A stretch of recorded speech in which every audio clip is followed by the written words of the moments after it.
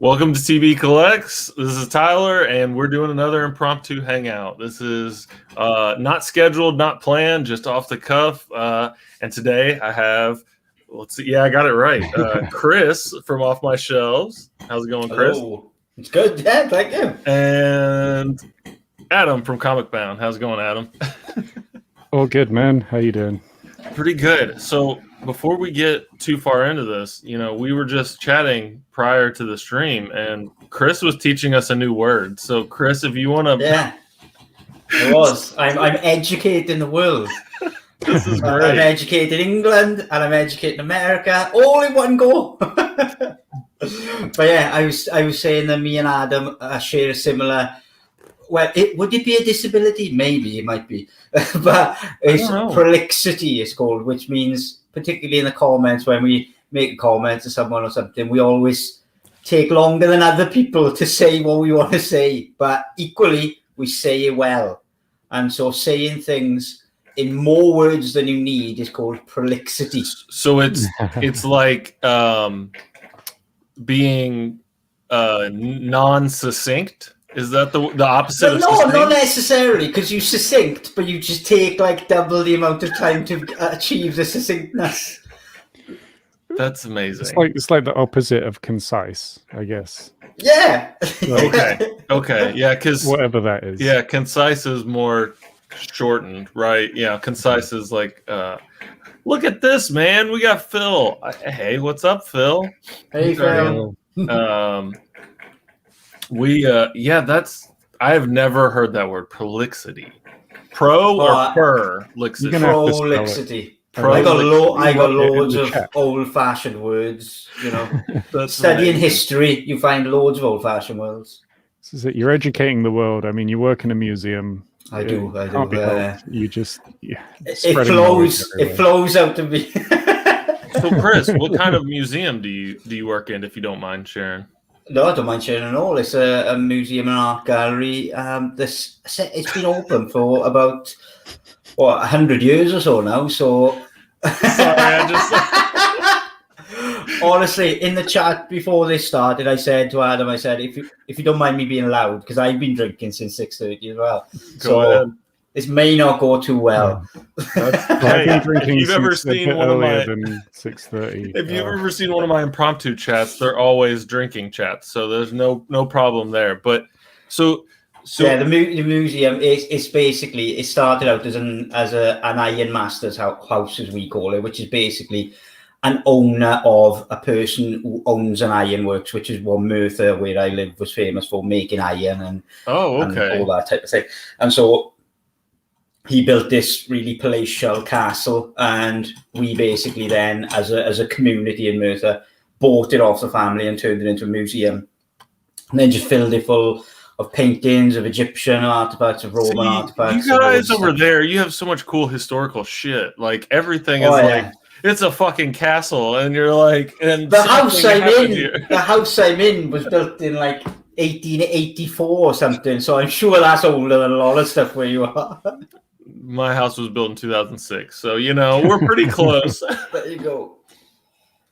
That's awesome. So, did you go to school for like art or something like that, or history, or? No. I finished school early on because I hated it, and I basically just went and started work, and then fell into working in local libraries and then local museums, and just learned what I know from experience.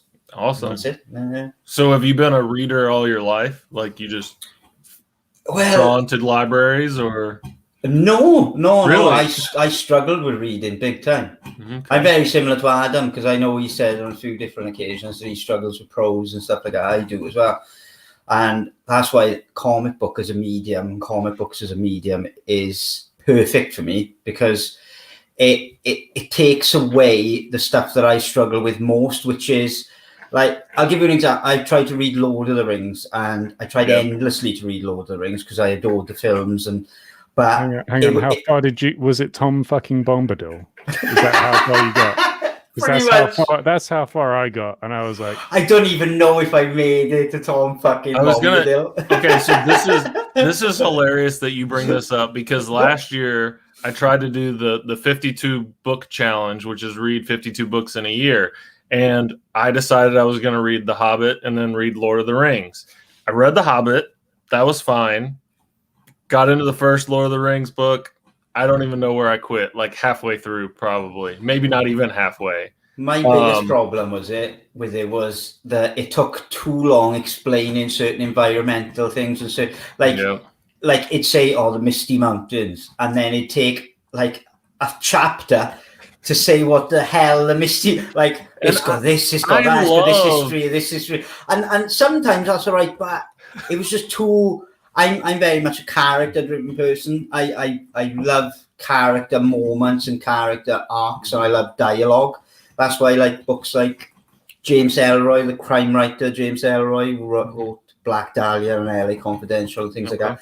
I love his writing because he's got a quick, fast, sharp pace with lots of dialogue. And I fell into comics because of the same thing, because having the art almost forced the writing to minus off a lot of the exposition that is not needed, and so I much prefer comic books in that way. But completely agree with you that it's that, like, if you read The Hobbit, it is much more plot and character driven. There's you move through the story pretty quick, and to me it honestly felt like I needed more. But then I started reading Lord of the Rings. I started reading the first book, Fellowship of the, and it was too much. Like I needed a little less. So if you took like 25% out of that book, which was all the explanation and, like you said, the setting and that kind of stuff, and there's just like pages of them just walking and explaining everything. So what was that word again? Because it sounds like Tolkien. Prolixity. Tolkien definitely suffered from prolixity. Definitely. He was inventing his own language, for God's sake. Yeah, The Hobbit is the first book I ever read as a kid. Loved that. Lord of the Rings was a slog, though. I completely agree. And it sucks because I love the movies. I love the world. I love all of that, like, history, but it's just so long-winded, and it just doesn't, I could not stay engaged in it. I learned the weird thing is just reversed in the movies.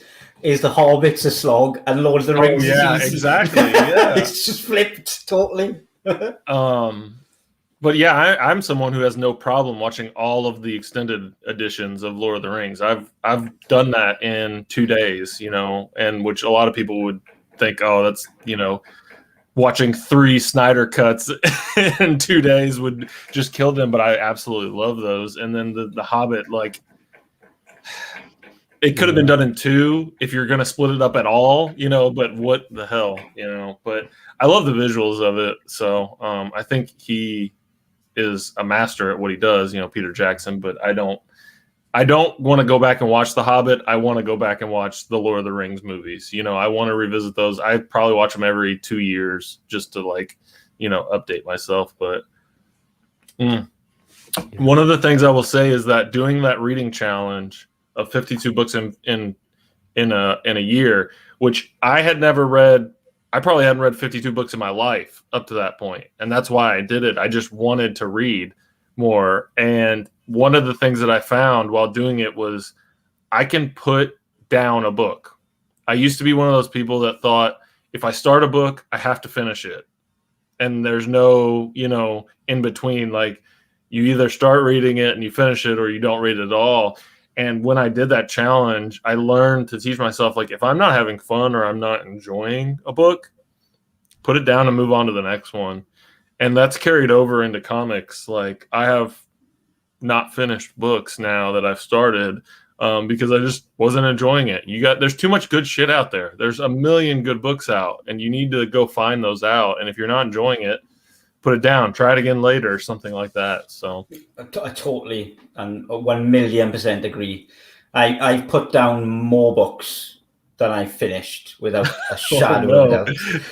I honestly, if I'm kind of not feeling it by like halfway, sometimes I've abandoned books like near the end because I'm just like, this has gone awry, and just get out to it. Because I'm like, if I'm not enjoying it, then it is pointless. My time is precious. So I just, and that pun, whatever, it was intended. Lord of the Rings theme there. paying attention. Yeah. Phil says he's going to watch the remastered 4K. Do they have a remastered 4K? I don't even know Jesus. anymore. I've heard it's. I'm going to put a light on a sec. Go ahead. They've done a remastering. I think what they've done is they've messed with the actual kind of frame rate, maybe, or the color palette, or something. Something is HDR, maybe. The 4K of the Lord of the Rings. People are kind of like pissed off about it for some reason. Like, because they've tried to match it in tone to the actual 4K Hobbit films, which obviously are a lot more modern and shot differently. Yeah. When you say match it in tone, they've actually tried to change the color palette and I don't know if it's the color palette or the frame rate or a combination of the two. I can't remember. I read it somewhere in an article that I'm half remembering. I have the worst memory ever. But like, basically the hardcore, like, 4K enthusiasts are like, why did you fuck with it? So, I mean, I'm not sure if it'll matter to anyone other than maybe the diehard, but it's something to note, I guess. But they can't be too threatening, though, can they? They can't be too threatening. The hardcore 4K lot, you're like, they're threatening, and you're like, fuck off. The movie enthusiast is not exactly a threatening individual, probably. Exactly. You're like, well, whatever. Those extremists, yeah. Well, I mean, I used to be that way. That was my collection before comics was. I had over 500 Blu-rays at one point, and that wasn't even counting. That wasn't even counting the TV shows that I had in series and stuff. And I got to the point where we were moving around so much, and that's kind of why my collection is so small. Is like we were moving. My wife and I had been in an apartment and a condo, which. A townhome or, and then we moved into the house that we have now. And this is hopefully our last home. I hope anyway. So but moving all those times, I was like, I just need to get rid of all this shit. You keep moving it, you box it up, you move it to the next place and that kind of stuff. And with movies, it's easier for me to get rid of that because the experience doesn't really change for me versus digital. And actually the ease of use for me, I switched to digital for movies. I'm not someone that has to have that, physical copy. But books, I cannot read. I can't read prose digitally. I can read comics digitally, but I usually only try something out, like the first volume. Yeah. And this is where I need to pick another bone with you, Comic Bound. Please. You recommended a little story called Morning Glories. And man, I read 2 volumes last night when I was like, should have been going to bed. I just could not put it down. It's on Comixology here in the US, and it's the good picking a bone with me then. It could have gone either way then. I didn't know which way it was going. Like, I'm getting flashbacks to when I tell people I really love Lost. And then it's all of a sudden people are just like, Lost. You know me. I love Lost. What's up, Tom? How's it going, man? Hey, if you want to jump in, send me a message. Yeah. I'll shoot you the link. Just send me a message on Instagram. See, I thought you were just going to say you'll shoot him, and I was imagining that was because of Witchblade, but no. I forgive you. Yes, that was shit. Let's be fair. I'll put it out there right now. I don't like bashing comic. Like I try to most of the things I read, I quite like at least a little bit, and I don't necessarily bash things very often, but. Yeah, it was horrible. You were completely right. I jumped in and out of your conversation on Mad Dog tonight, or this afternoon for me, tonight for you. But I jumped in and out. But I heard when you were talking about how it makes you appreciate the good books when you listen or you read something that's not great. We'll say that it really makes you appreciate how much work and communication and teamwork goes into a book. There's so many places where it can go wrong, kind of like movies. There are so many places because there's so many people involved where it can get skewed or go wrong, that it makes you appreciate when the great ones are great. And I think that you hit it on the head when you said that, that even though you read it, you appreciated the experience of it because you try and find something good in everything, but it's not always going to work out. You know? And actually, I really like the experience of reading a bad book. And for me, like if I'd have just read this book like a few years ago and read it and it was bad, I'd be like, why did I waste my time? Why did I waste my money? But at least with the Nerd Herd, we were all talking about it. We were having a good chat. We were having a good evening. Like that to me, I love the idea of just talking about stuff anyway, whether you like it or you don't like it. You've got then immediately some value back. I think that's really why I love the Nerd Herd. Like I've read 2 horrendous books recently because of that show, but I don't begrudge it one bit. And I agree. Yeah, it's all good fun. So. How's it going, Highland G? Well, same to you, man. If you want to jump in, just send me. Anybody that's watching, anybody that wants to jump in, no worries. We're just hanging out and. Don't say anybody. We'll get those 4K film nutters. Oh, those just go off on about Lord of the Rings.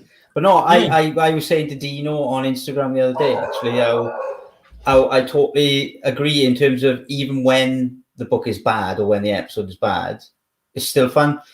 And so if I had read either the 2 books, I'm fairly certain they're Doctor Strange and Witchblade, the 2 you're referring to.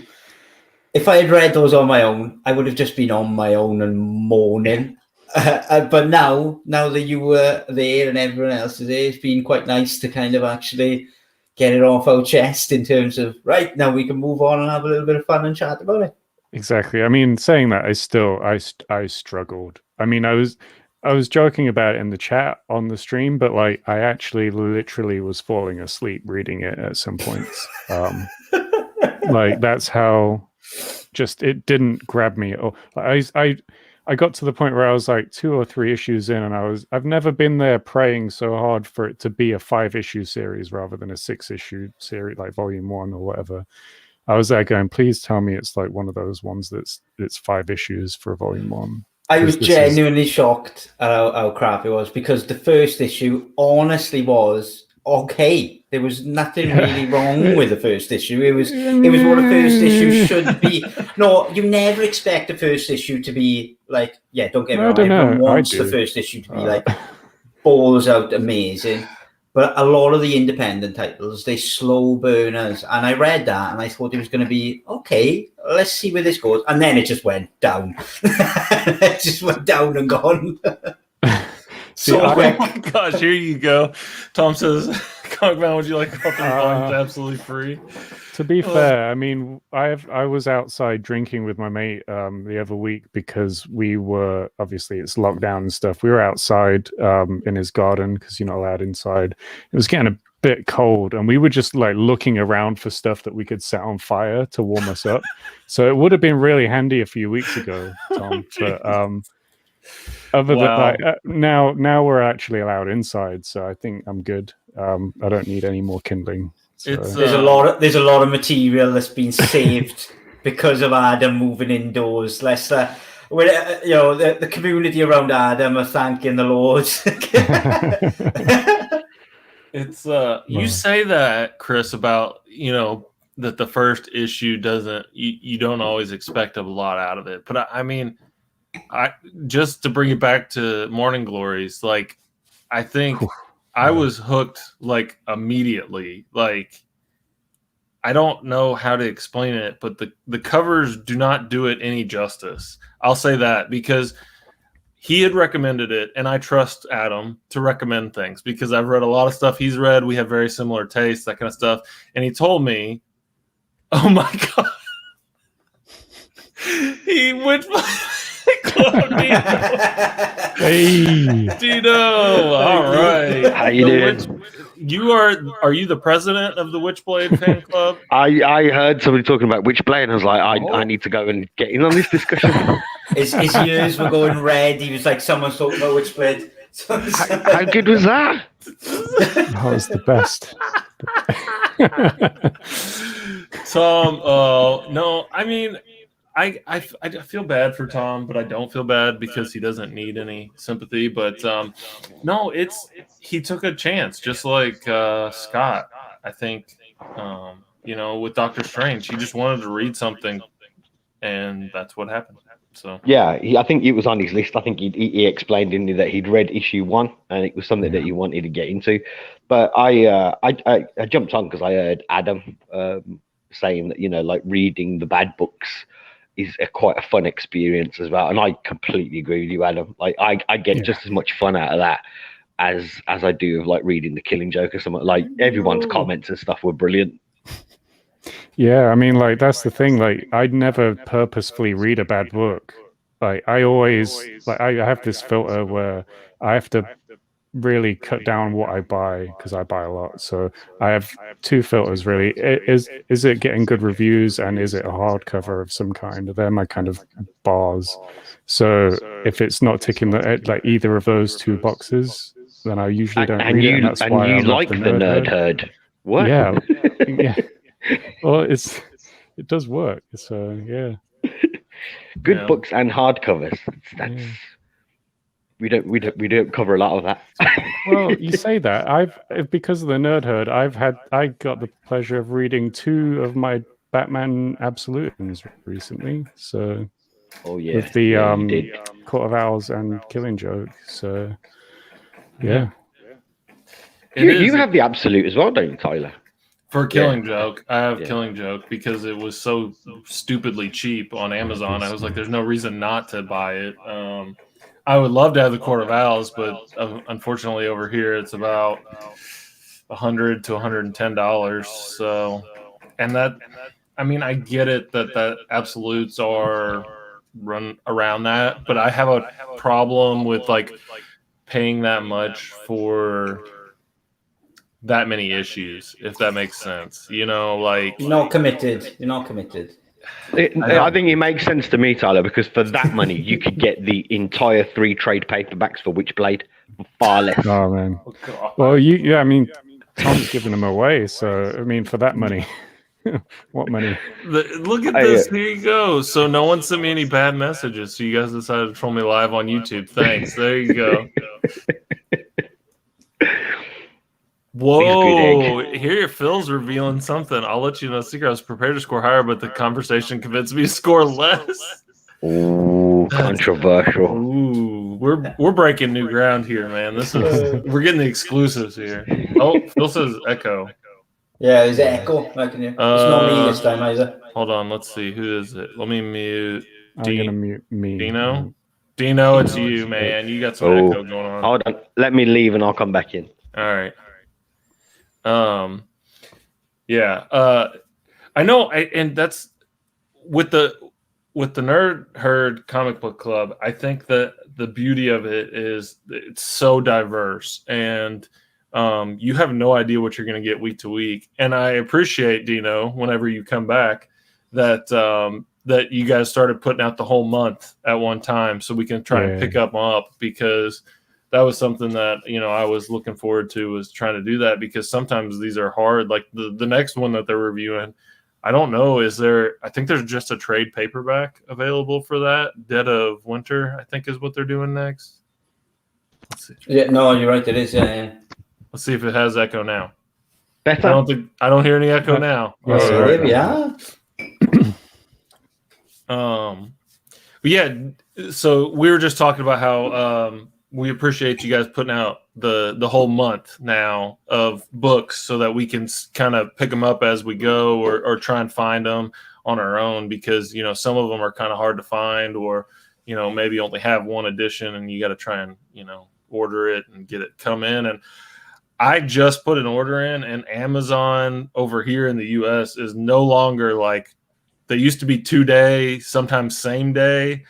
I don't know if it's due to COVID or what, because nowadays when I order something, it's like 4, 5, 6 days. Like, even when it says it's Prime available, it's still free shipping, but it's like, I put in an order yesterday, which was Thursday, and it's supposed to get delivered on Tuesday or Wednesday. So I'm like, man, might have to be. I literally sit nestled between 2 of the biggest Amazon warehouses in Britain. Yeah. So when I order something, it's basically a year before I even finish pressing the button. Yeah. Sometimes I get some guy just knocks the door. Yeah. Well, Honestly, there's a mental. warehouse literally like 30 miles away, 40 miles away from Louisville. And so typically we used to get things like same day. Like even if it would say 2-day free Prime, you would still get it like either same day or next day. But now, for whatever reason, I don't know.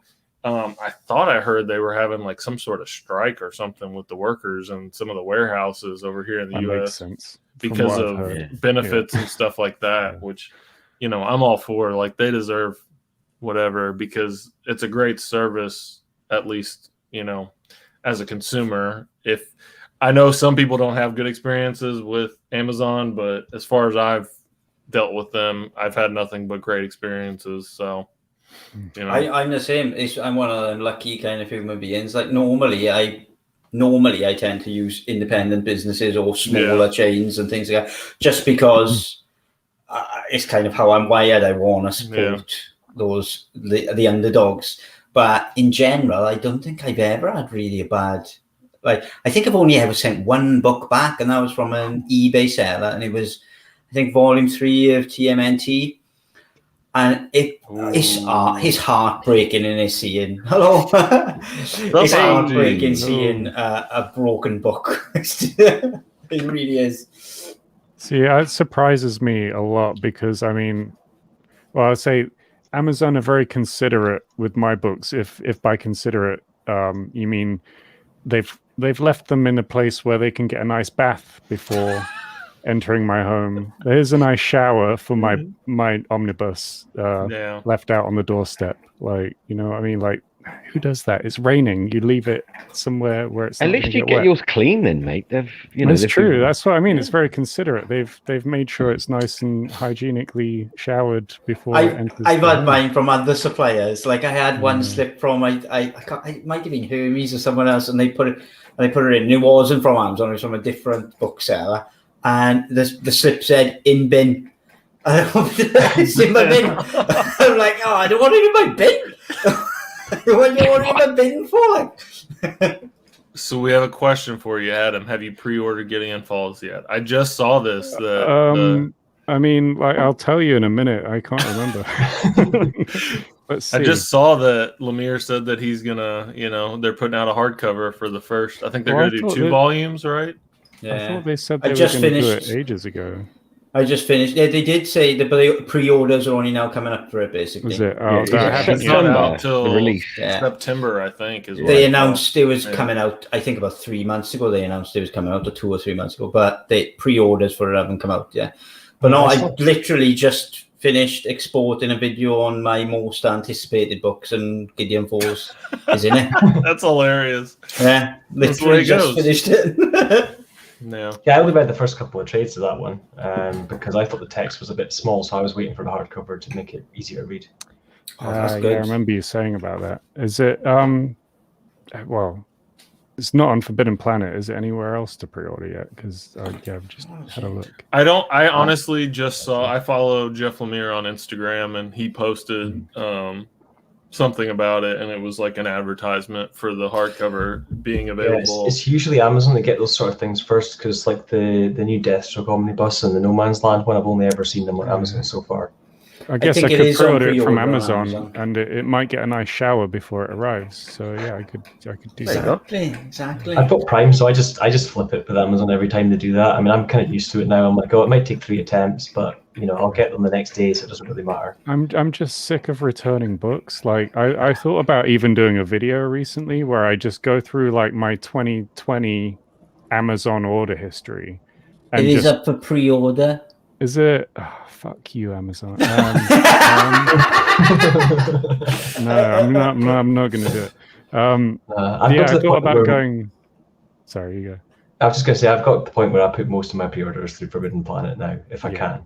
I just find it so much better, the experience. But the returns, if you do have to return to Forbidden Planet, is so much longer. I've only ever done it once. I did it recently, actually. With this is an interesting one. So I did it because Superman by Grant Morrison, the omnibus came with a misprint. So they were like, "Oh yeah, send it back." Cool. So I sent it back. It took a good few weeks. So they literally I sent it back weeks ago. They literally only just sent me a new copy this week. I think it was Monday.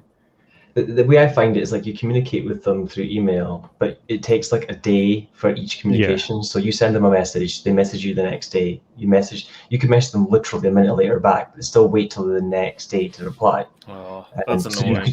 So you could spend a week until you get the label, and then you send it back to them, and they won't actually send out the replacement until they've received it. Yeah.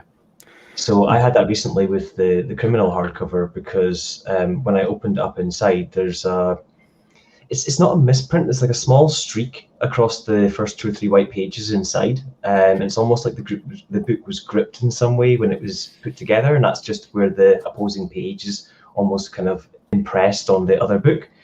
So I returned it, and I actually said to them right away, like I gave them the "this has been shipped" thing, because I was like, I'm not being kind of pissed around. I want the replacement sent now that my shipping has been shipped. And they sent volume 1 and 2 back together, but it actually turned out my second copy of volume 1's the same. So I think they've all been gripped that way. So they're all going to have that small streak at the start. So it was a waste of my time. Oh, interesting. I need to check my copy, but yeah, this is where it helps having lower standards. See, my standards are low, man. It's only the first 3 or 4 white pages. It's not in the actual art of the book, but I'm just a perfectionist when it comes to getting a new book, so I automatically sent it back, just presuming it was my copy. But it seems like it's all the volume 1s. Can I ask which volume it was in, mate? 1. I'll check. I need to check mine because I've just ordered them recently. It's the purple one. Volume 1. Yeah, I'll check. Well, then that's a good question. So that Chris brings up. So, do you guys buy used collected editions at all ever? I do. Okay, I didn't know if like I'm not, I mean, obviously there are certain, whale omnibus and things like that you have to buy secondhand, or Dark Horse, like Fear Agent or whatever, that you cannot get new and that kind of stuff. But yeah, I mean, in general, it mostly would be that kind of stuff. I mean, about half of my collection is stuff that I bought because the format I want is something that's maybe rarer or something. So like Fables or Ex Machina and stuff that I wanted in the oversized hardcovers, I've had to look at the outside market. But stuff like Humanoids and that, if I go on Amazon, I'll look at all the third-party sellers and I'll go on eBay and I'll compare. Because as long as it's a decent condition book, actually sometimes you get a better condition book off eBay than you'd get from a shop. So yeah.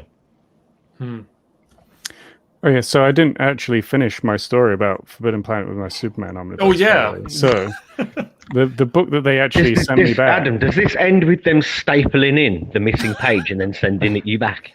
No, this ends with Adam becoming Superman. Just listen. Actually, Clark Kent. Yeah. I mean, yeah, no. They sent me back the same misprinted copy version, but this was like so I emailed them back and was like, you've sent me the same book again, and they were like, oh, but that's the books we just got sent. So they got a whole new fresh batch of misprinted books in, apparently. So I don't know what's gone on there, but then a day later, Books Etc., you could get the new copy, and I checked, it had the different ISBN on it, and it was the right copy. I ordered it, a day later it came, and it was the fixed copy. So I don't know what's gone on with Forbidden Planet, but they basically sent me the same misprinted book again. It's the only time I've ever done a return from there, and it's not gone the best, but I mean, it's a bit of a weird situation with the misprint. It wasn't like I just got a damaged copy or whatever. They had to wait for a new supply from DC if they've got sent a batch of the old misprinted ones by accident or something. I don't know, but or maybe someone in the warehouse. They look the same, so I don't know. I just wish there was that is the problem, wasn't it? Sorry, but you carry on. No, I was just saying, like, I just wish it was easy, like on Amazon. Yeah, Amazon, they're good for returns. I want a label.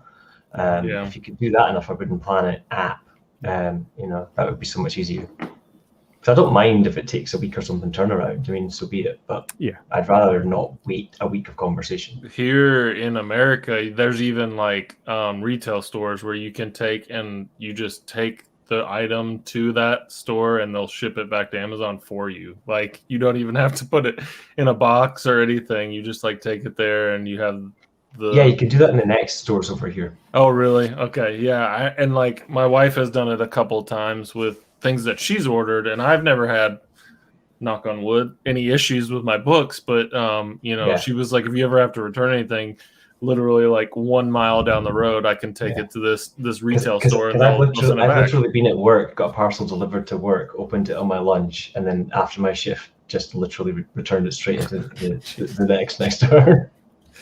Yeah. Well, Chris, you're that close. Do you just walk down the road and hand it in? Just take it to the warehouse. Yeah. Just chuck it. Hey, Anna! I mean, that's how they deliver it sometimes, right? So just offer to collect them yourself, so you don't arrive damaged. Exactly. And in fairness, you can't do that. If you order from a bookseller, like Waterstones, for instance, you can take it into a Waterstones branch. But Forbidden Planet is a weird one in the UK because all the Forbidden Planet stores in the UK are Forbidden Planet International, which are a different company that you're ordering off online. And so you can't take them back in store. And and some of them are franchised as well, so there's exactly, yeah. So there's no Amazon place. If I walked in Swansea Amazon or Newport Amazon, I don't think I'd get far. They probably have so much damn security there that you can't even get anywhere near it. I'm sure they just got drones. Everyone's a drone. It's just mad shit going on there. It's like the beginning scene of Terminator 2, where it is drones and skulls on the ground. That's anyone just gets shot on sight. It is. They get more than the minimum wage, but it's like a desolate landscape inside. So it is what it is. You got. Someone's got to do an inside scoop on comics inside Amazon, like get a 0-hour job and just like film inside there. Oh my god, you get sued so hard. Like I'm sure he's got billions of dollars. You get sued. He's got the best lawyers in the world. The Amazon by us in Swansea is the size of 18 football pitches, apparently. Somebody did go under, which is ridiculous in Amazon, and didn't they do a panorama about it as well at one point? I seen a documentary somewhere where it was about the fact that I think Amazon claims that everyone that works for them is under certain standards. But when you actually look at it closer, 90% of the workers that work in Amazon are leased from other companies on 0-hour contracts, and they don't actually work for Amazon. So it was a wordplay to say that they treat their staff well.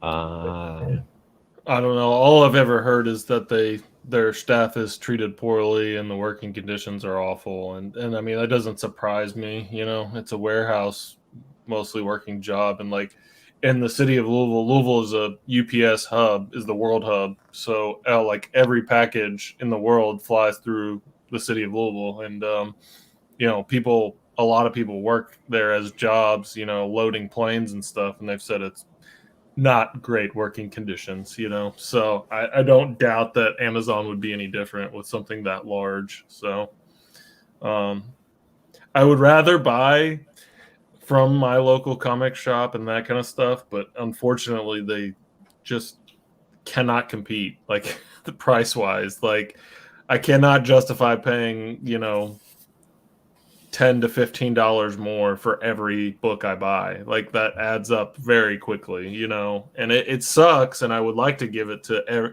all of them. I try and buy whenever I can from my LCS, but one of them in town actually does like 25% off the cover price of like new books when you buy. So that one I can usually find some stuff, but my main LCS, it just their cover price all the way, and that unfortunately can't really compete right now. So my local comic shop, my local comic shop in the town I had an argument with about mask wearing, so I don't go there anymore.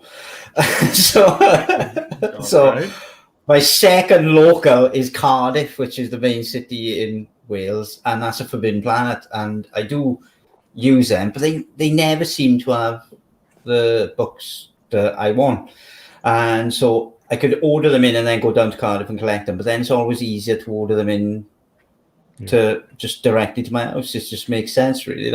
They've got an abundance of trade paperbacks and floppies and all that. But pretty much That's the other thing is hardback, my LCS doesn't have like any hardcovers. Like it's very, very limited. Like I went in there and they had one like volume 3 DMZ hardcover, which is like, but it's cover price. And there you go, Phil. For example, this is my LCS price in the all new Wolverine, 85 quid, but I got it for 57 plus delivery. I love my LCS, but the cheaper than one. You know, I mean, that's the problem is like it sucks, and I would much rather give my money to a local comic shop, which is why I buy from Half Price Books is it is a chain, but it's a regional chain, so like I'm sure it's not the whole evil overlords here in the US, but they do, you know, you can trade in there and buy stuff there, and I try and buy used from them because Half Price Books is literally they do half the cover price or less on everything. So I would expect it with a name like that. If they if they didn't do half the cover price, if they suddenly did 75% off, but that's like that's how I got Superman for Tomorrow Absolute. I got it for $30, you know, from them, sealed, sealed too. And they had two, and I'm an idiot. I should have bought the second one and just put it straight up on eBay, you know, but yeah, that's the first Absolute I've ever found in them, and there's two of them in Louisville. So I've gone to both of them, and I don't go like regularly, but I try and stop in at least once a month just to see, because people bring stuff in and you have no idea, and they also buy from like Overstock and that kind of stuff. But you have no idea when you walk in there. It's a big store, but you can't consistently, you know, depend on anything to be in stock because it is just a reseller and that kind of stuff. So I feel quite lucky after listening to you. Sorry, I feel quite lucky, really, hearing them stories. My LCS isn't too bad. I mean, they've genuinely got things in stock that you'd want. And yeah, it is more expensive than what you buy online, but they do have a set of shelves in the corner where they do tend to put discounted stuff in there. And if you're very lucky, depending on what day you're going in, you can find some absolute steals. Like Tom recently found the deluxe book one for Deadly Class, and they had that for $24.99. Wow, that's a good price for that. Wow, those are. I was literally just looking at those because I need to get those, and they are very expensive here. So I want another apology from Tom for that. And look at this, he received a free comic from Forbidden Planet today. I was trying to think what has print 8 printings. Yeah, at the minute. Can you guess what it is? I'm thinking Something is Killing the Children. Something's Killing the Children. Yeah. It's going to be like Witchblade or Star Wars Old Republic. Yeah, I was thinking that one. Something like that. TMNT Last Ronin. Printings. Something is Killing the Children is what. Yeah, that's what I'm thinking. Incidentally, that's another book that's on my forthcoming video that you can find on my channel soon. What's up, Fuzzy Dunlop? Yeah, bingo. Something is Killing the Children hardback. Yeah, loving that. Yeah. As far as my local comic shops, it's changed quite a lot recently. Well, I mean, I guess in the last year or so, because we did have a Forbidden Planet, and it was a locally sort of ran one, and they always had like a 3 for 2 in the graphic novels, whether or not they were hardcovers or paperbacks. So it was always a really good kind of deal, and I was always kind of going in there quite frequently to try out a few new trades of something before maybe I'd buy the hardcovers online or whatever I was kind of looking at. But now I'm down to, I guess, the two more sort of old school shops in a way, and one of them is very single issues kind of driven, and you're just not getting anything but that there. But I mean, it's good banter, so it's good to go in for a chat sometimes. The other store, as I think you were kind of saying, Dean, has kind of discount sections and stuff around. So you do get the normal sort of single issues and sort of trades, not a ton of hardcovers, but they tend to have a discounted kind of section that if you mix through every so often, you can find some pretty good steals. And I picked up 2 of the 4 Invisibles hardcovers there, like for less than cover. They were reduced like twice. Stuff like that, so you do get some good things in the discounted sections. But I think some of the irony is that like a lot of these I guess like bigger publishers and things out there tell us, the community, to go and buy from the local comic shop, but then they charge more to the local comic shops because they bulk sell to Amazon at like a quarter of the price. Yep. So they're stabbing these shops in the back, and yet they're telling us to pick up the bill, and it doesn't feel fair. I mean, Amazon can't afford to pay the kind of same prices as these small comic book shops, though. I mean, how are you going to buy a £500 million yacht if, you know... How are you going to buy all them drones to pick up packages and take them down? And cost money. All those lawyers to avoid taxes. Exactly. But no, Jen, I like, from my point of view, it's all to do with it's very much a location based. Like, it's literally even when I was using my local comic shop based in Merthyr, where I am, there was next to nothing in it outside of floppies, like, and Funko Pops, and I'm not a big Funko Pop collector, and I'm not a big floppy collector. I always get a weird kind of like impulse to buy floppies when I'm in a comic shop, though. Like, I'll look around and I'm like, oh, that cover looks nice. Oh, that's a first appearance of X or whatever, or like I picked up the other day, like the first issue, the Nightwing's back in his costume. I don't need that. I just picked it up because I was there. I had exactly the same. That picks up floppies right now, then. I don't buy floppies on a regular, and the only one I'm currently buying is Seven Secrets. Yeah, I was gonna say I usually only pick up like once a month, but I do have a very few. I have like Seven Secrets, Batman, Detective, a few.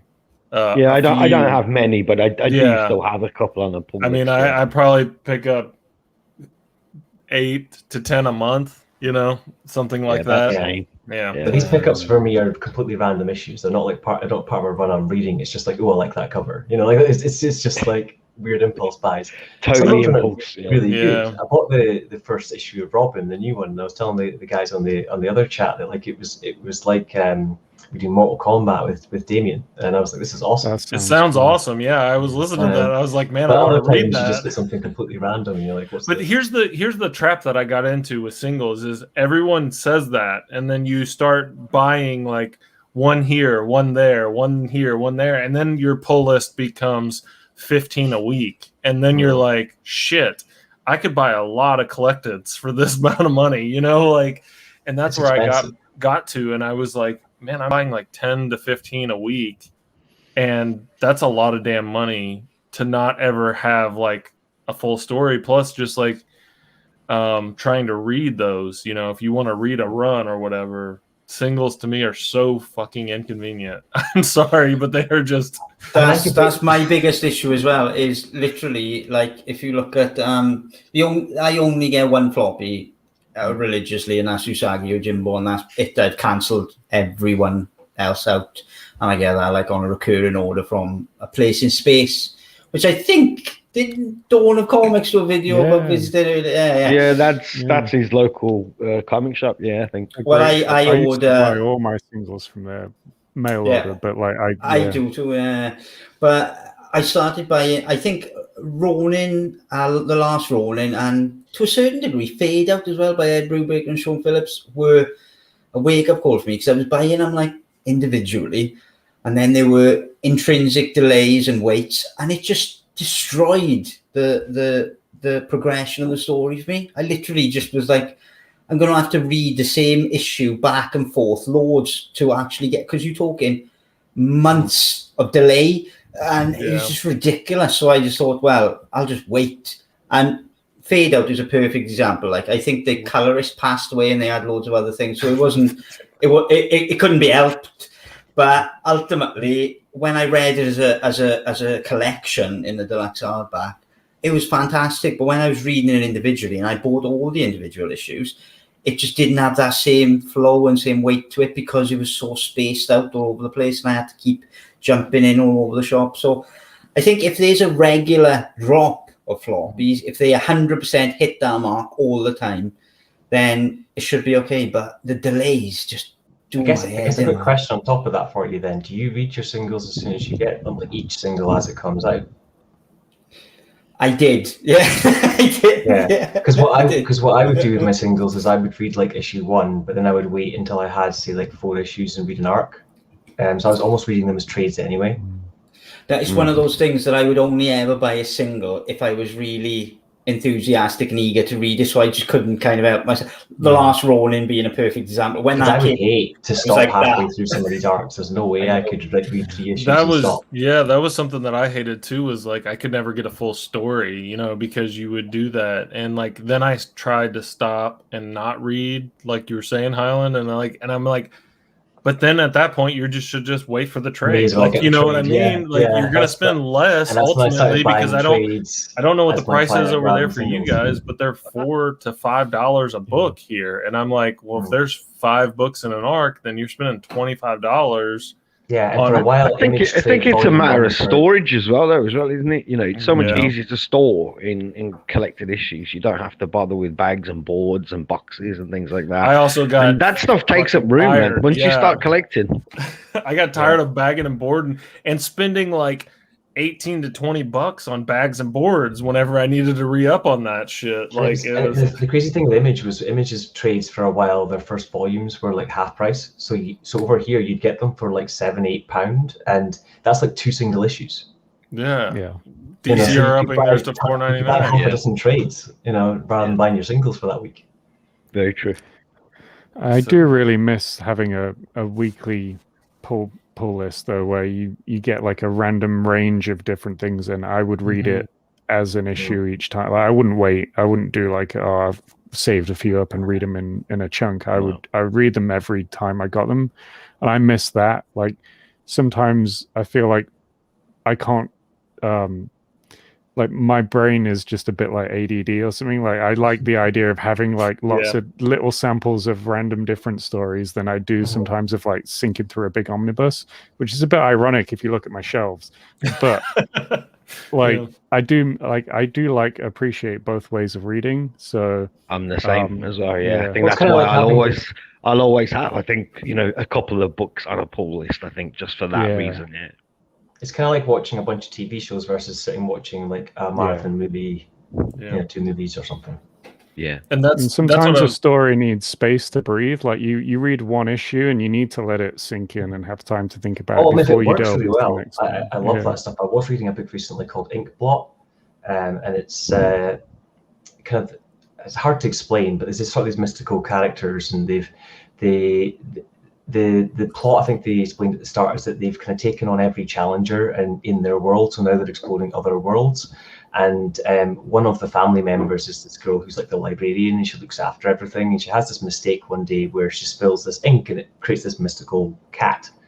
And the cat can basically rift into various kind of places, so you end up going to different parts of time each issue of where this family have been in different conquests or things that they've done, but every issue is like really well self-contained as one little kind of arc, and it's so cutesy done, but not like in the sense of it's too childish, and it's not offensive because it's totally family friendly, and yeah, so I love that. You could just read the one issue and get that one little part of that world, and then come back a month later and read the other issue. It didn't I think where it really works as well for me is when you get anthology series like Ice Cream Man, or more recent like Silver Coin, put out by Image as well. I quite like reading it and then having that break and then getting the next issue, especially when they're not connected.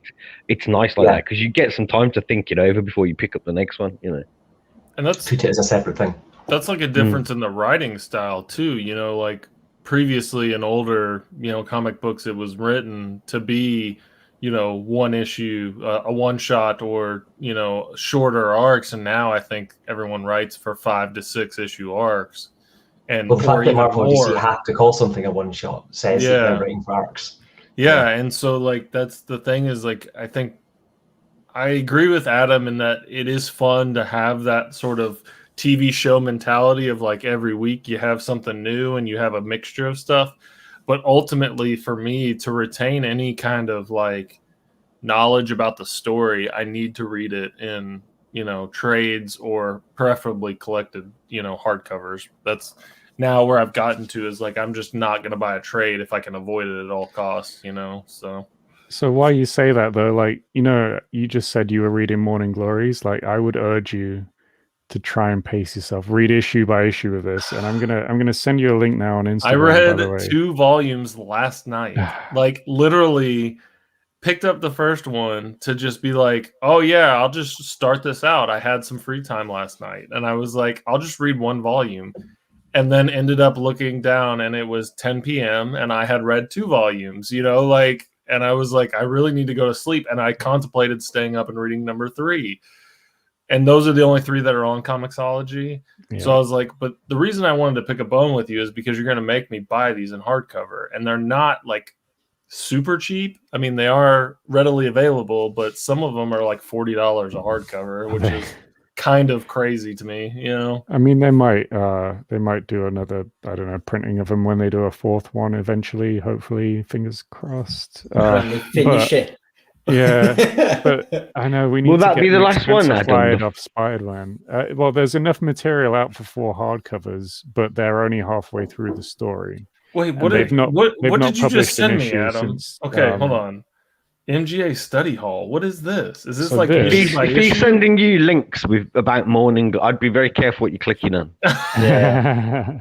Well, so no, this is so Multiversity Comics. The main editor there, he would get together every time there was an issue. He would get together with a dude and just do like a discussion panel where they would like theorize about stuff.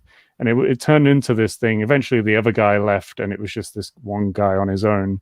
And every issue, there'd be like an article that you could read where he'd go through some thoughts. He'd link it to some other stuff. He'd be like, "Oh, this thing, maybe go see that other thing over here. This article I found about, I don't know, science or mythology or something." Or he'd be like, "Okay, remember when this happened in issue 5?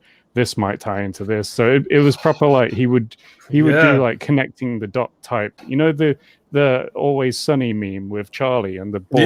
Yeah. It was that. So Pepe the Silver, it was that. So this guy is like amazing. That, but like some of it is like really interesting. That's amazing that he could do this with this comic book, though. You know what I mean? Like there was that much meat to it, you know, that you could dive into. This comic is full of that. But the best part is like I think the creators, like Nick Spencer, I think probably got wind of this, and they actually gave him like a section in the back of each comic later towards the end of the comic run of what's out anyway. Hopefully they'll continue it. But like the last few issues, he had his own little page at the back of the book with a condensed version of what these articles are. So like they're worth a read. And they really kind of make you have another side of the experience. You bring up pacing yourself with reading Morning Glories, but you know me, I love Lost, and I'm okay with being disappointed at the end. You know what I mean? Come on, man. It's not that disappointed. It's not that bad. No, but that's the thing is, like, to me, it's not a disappointment because I love the show in spite of what other people think about the ending of Lost. I love it. I've watched it 3 times. I'm planning on rewatching it for a 4th time. Like, I don't disdain it for, you know, I don't think that it has to have a perfect ending. I love it for the journey. So you only get to read something once, though. And I know something like Morning Glories. I mean, I've read the hardcovers. I haven't read beyond that. But I think there is something to be said in taking your time and experiencing that the first time, especially. That's why I took my time with Invincible. I did like a month about each one. You know, so I think if you crammed it, you wouldn't have the same experience. The hardcovers are 2 volumes, right? 2 trades each.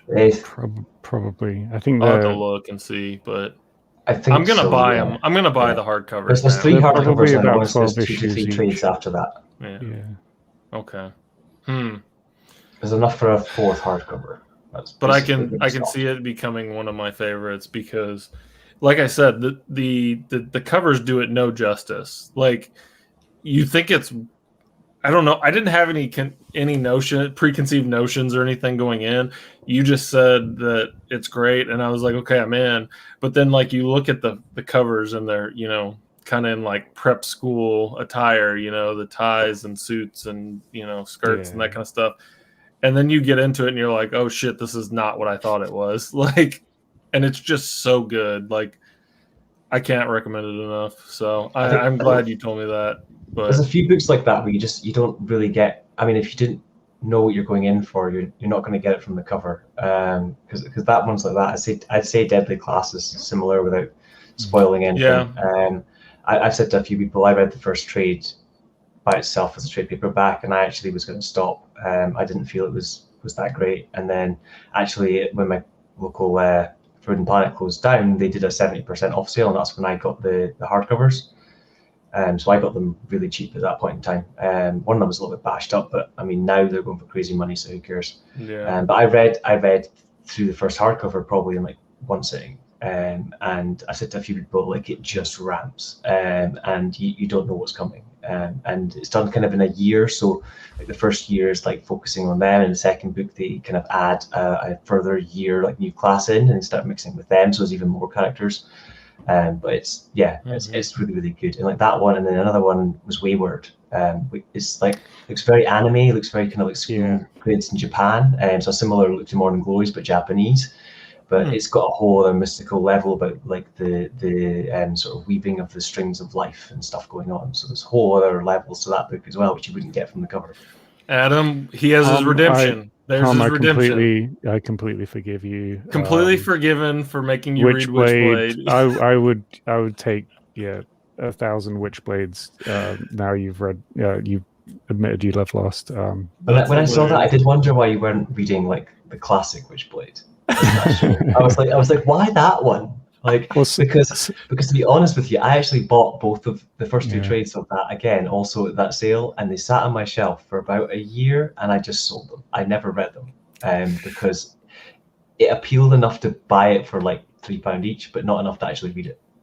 And that was just looking at it, never mind even actually reading the book. So when they were like, "Oh, we're going to do a review of this," I was like, because I don't know, like I'm really interested to hear what the group's thoughts are on something like the Darkness run, because I've heard really good things about that. So I have read the Darkness run.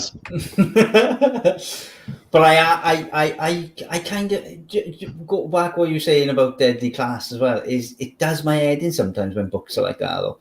It's like I read the first trade of Deadly Class and I felt exactly the same. I was like, well, there's nothing to revisit there. It was all right, but I'll walk away. It's fine. Yeah. But I'm not going to look into it more. But then, as a deluxe edition, when you get the two first volumes back to back, it totally mutates the story into something the first trade isn't. And I don't know whether that's a good thing. It's like, look at Lost now. If the first episode of Lost was shit, we wouldn't have watched it. We wouldn't have watched it. It's almost it's almost like taking a step. A lot of people won't get past that first trade today. Well, that's the thing. It's like they missed something. Like almost if I forget how many issues are in the first trade, but almost like if they'd added one more issue into that trade, it would entice more people to go that next step. And I think that's interesting because it was something that came up with Invincible as well. The turning point in Invincible, I'm not going to go into. Obviously, it's in the show and stuff as well. In the show, they pretty much leave it to the last episode, but in the comic book, it's quite early on. I mean, it's like, halfway through the first book kind of thing. And you must be on about a different turning point to what I'm thinking then, because I'm thinking of the thing that happens at literally the last bit of the first episode. Yeah. Because that to me is the turning point. Like, Sure. I don't want to spoil things for anybody. But either way, it happens very early. The whole conflicts and things that really pop up very quickly in the book. And apparently Kirkman actually hadn't planned to do it until 3 or 4 arcs in. He was planning on doing a whole family building, totally happy, sort of picket fence kind of storyline, and then have things change. But I think from what Chris was saying, that would have actually made a lot of people turn away and not have actually read it, because you need to get that change in early enough before people are bored. Yeah.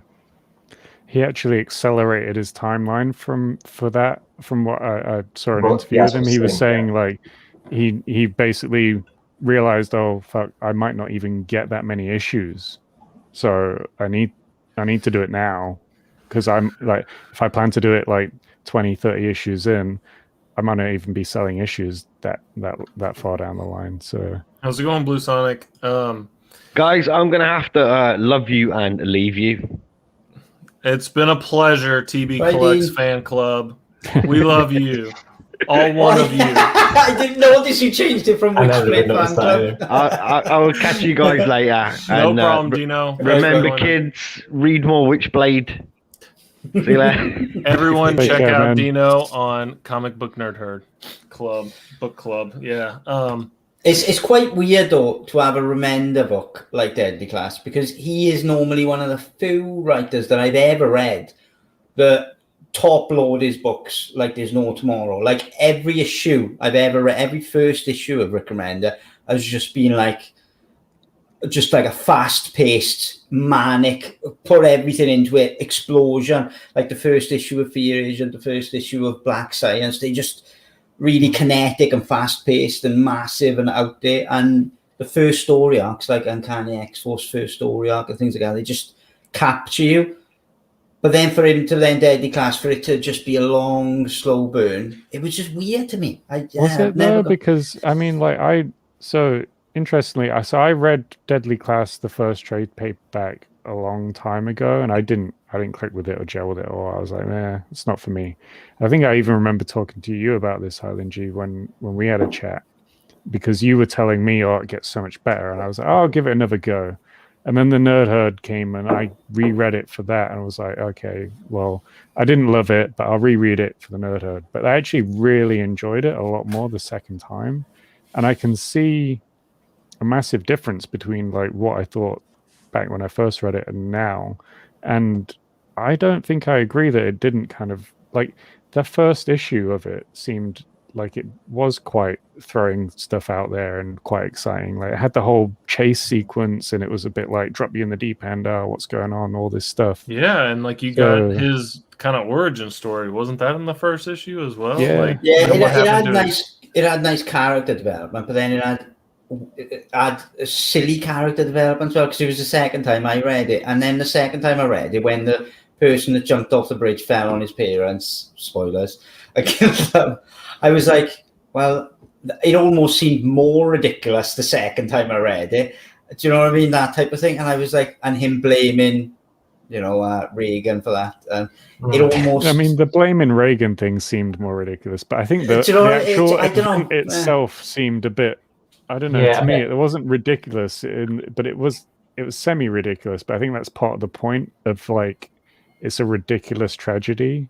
I don't know. It struck me more the second time, I think. I think for me, the first time I read it, I focused a lot on our main character, and the rest of the world seemed a little bit confusing. Once I read it the second time round, and I was picking up a lot more of the world and why things were and those kind of things, it didn't seem as slow burn for me as I read. As I say, it all kind of ramps up, and as long as you're thinking of all these characters as a larger group and not just as one character's story, because it does kind of cover different characters as we kind of go on, and it's about this school as the greater kind of thing. And I think maybe that's the difference in some of his books. Some of his books, he starts with a premise, and whatever that premise is, he just kind of sees it through level-headedly. This is what the premise is. And some other books change at some point slightly. And this book, the change, I guess, is from him kind of being on the street trying to find his place to then being in a school with a group. And that very quickly happens from sort of the tail end of book 1 to book 2. Whereas some of those other changes are other parts in the book, like or other books, should I say. So if you read something like, say, Tokyo Ghost, some of the really weird twists happen at the very end of the story. And actually the rest of the story is quite level. I mean, it's not level in the sense of like today's times, but it's level-headed in the sense of what the premises they set. They stayed there the whole time, and then they just really twist things up a bit at the end. That kind of like more shocks me in books. Like I've had a few books like that, like was it Irredeemable, I think, Mark Waid. Like you read all the way through it, and it's got this kind of premise of I'm this bad Superman, and I kind of live with that a little bit. He's a little bit stereotypical. He's this kind of like blonde-haired Nazi-looking guy, and it's like, would I ever really have believed he was Superman? Not really. But it's going all the way through its whole thing. And it's fine. There's all these different characters in it, and some of them are really cool. There's one guy that can like rearrange matter and stuff, and he's quite interesting. And then it gets to like the last book, and I only ever refer to it as going full Grant Morrison, and it's intergalactic space beings and all this other reasoning for why he's actually there, and they managed to spin it all to basically make out like he somehow gets reset and he is our now modern day Superman, and that's why some people claim that this is an epic in a way because it's like the origin of Superman, but for me it's just weird. So I know like Jess is like, this is his favorite book ever, which I'm really surprised because Jess doesn't tend to read things that are that kind of crazy out there. But yeah, I don't know if anybody else has read it, and I don't want to spoil all the ins and outs, but that last volume, if anybody does read it, like I'd be interested to hear their thoughts. I mean, I picked up the omnibus. I haven't read it yet, but I mean, I think I read like the first couple of chapters of it, but not. Yeah, I think I enjoyed some of the side characters more than the main bad Superman. For me, it reminded me of I forget what there was a TV show that ran very shortly for a little bit. That wasn't all that great. I think it was like The Tick or something. It did it on Amazon, and they had like a bad Superman in that. And the guy just reminded me a little bit of that as well, so I couldn't really take him seriously. So yeah. Anyways, well, we have a quick conversation going on here. Phil says, "What's lost? What is wrong with you, Phil?" Such a troll. Yeah. And then, Phil, what's lost? How dare you? Whatever it is, I hope you find it. Damn it, Phil! You are such. I watched Lost well after it came out. I mean, I enjoyed it, but I watched it all through without any of like the summer breaks and stuff. Oh man, it's the breaks that make it. Like back when it was coming out, if you watch episode to episode, you'd drive yourself insane with the places your mind goes to. Where as soon as that like Lost comes up at the end, and it's like I've got to wait a week, and then you like at the end of a season, and it blows your mind with a cliffhanger, and you're like, I have to wait a year, like. Oh my god, man! Like, yeah, no, I wasn't doing that. If you guys haven't, if anyone is a huge Lost fan and hasn't watched Luke from Hydra Collectibles video about the Lost experience, have you seen this, Adam? No.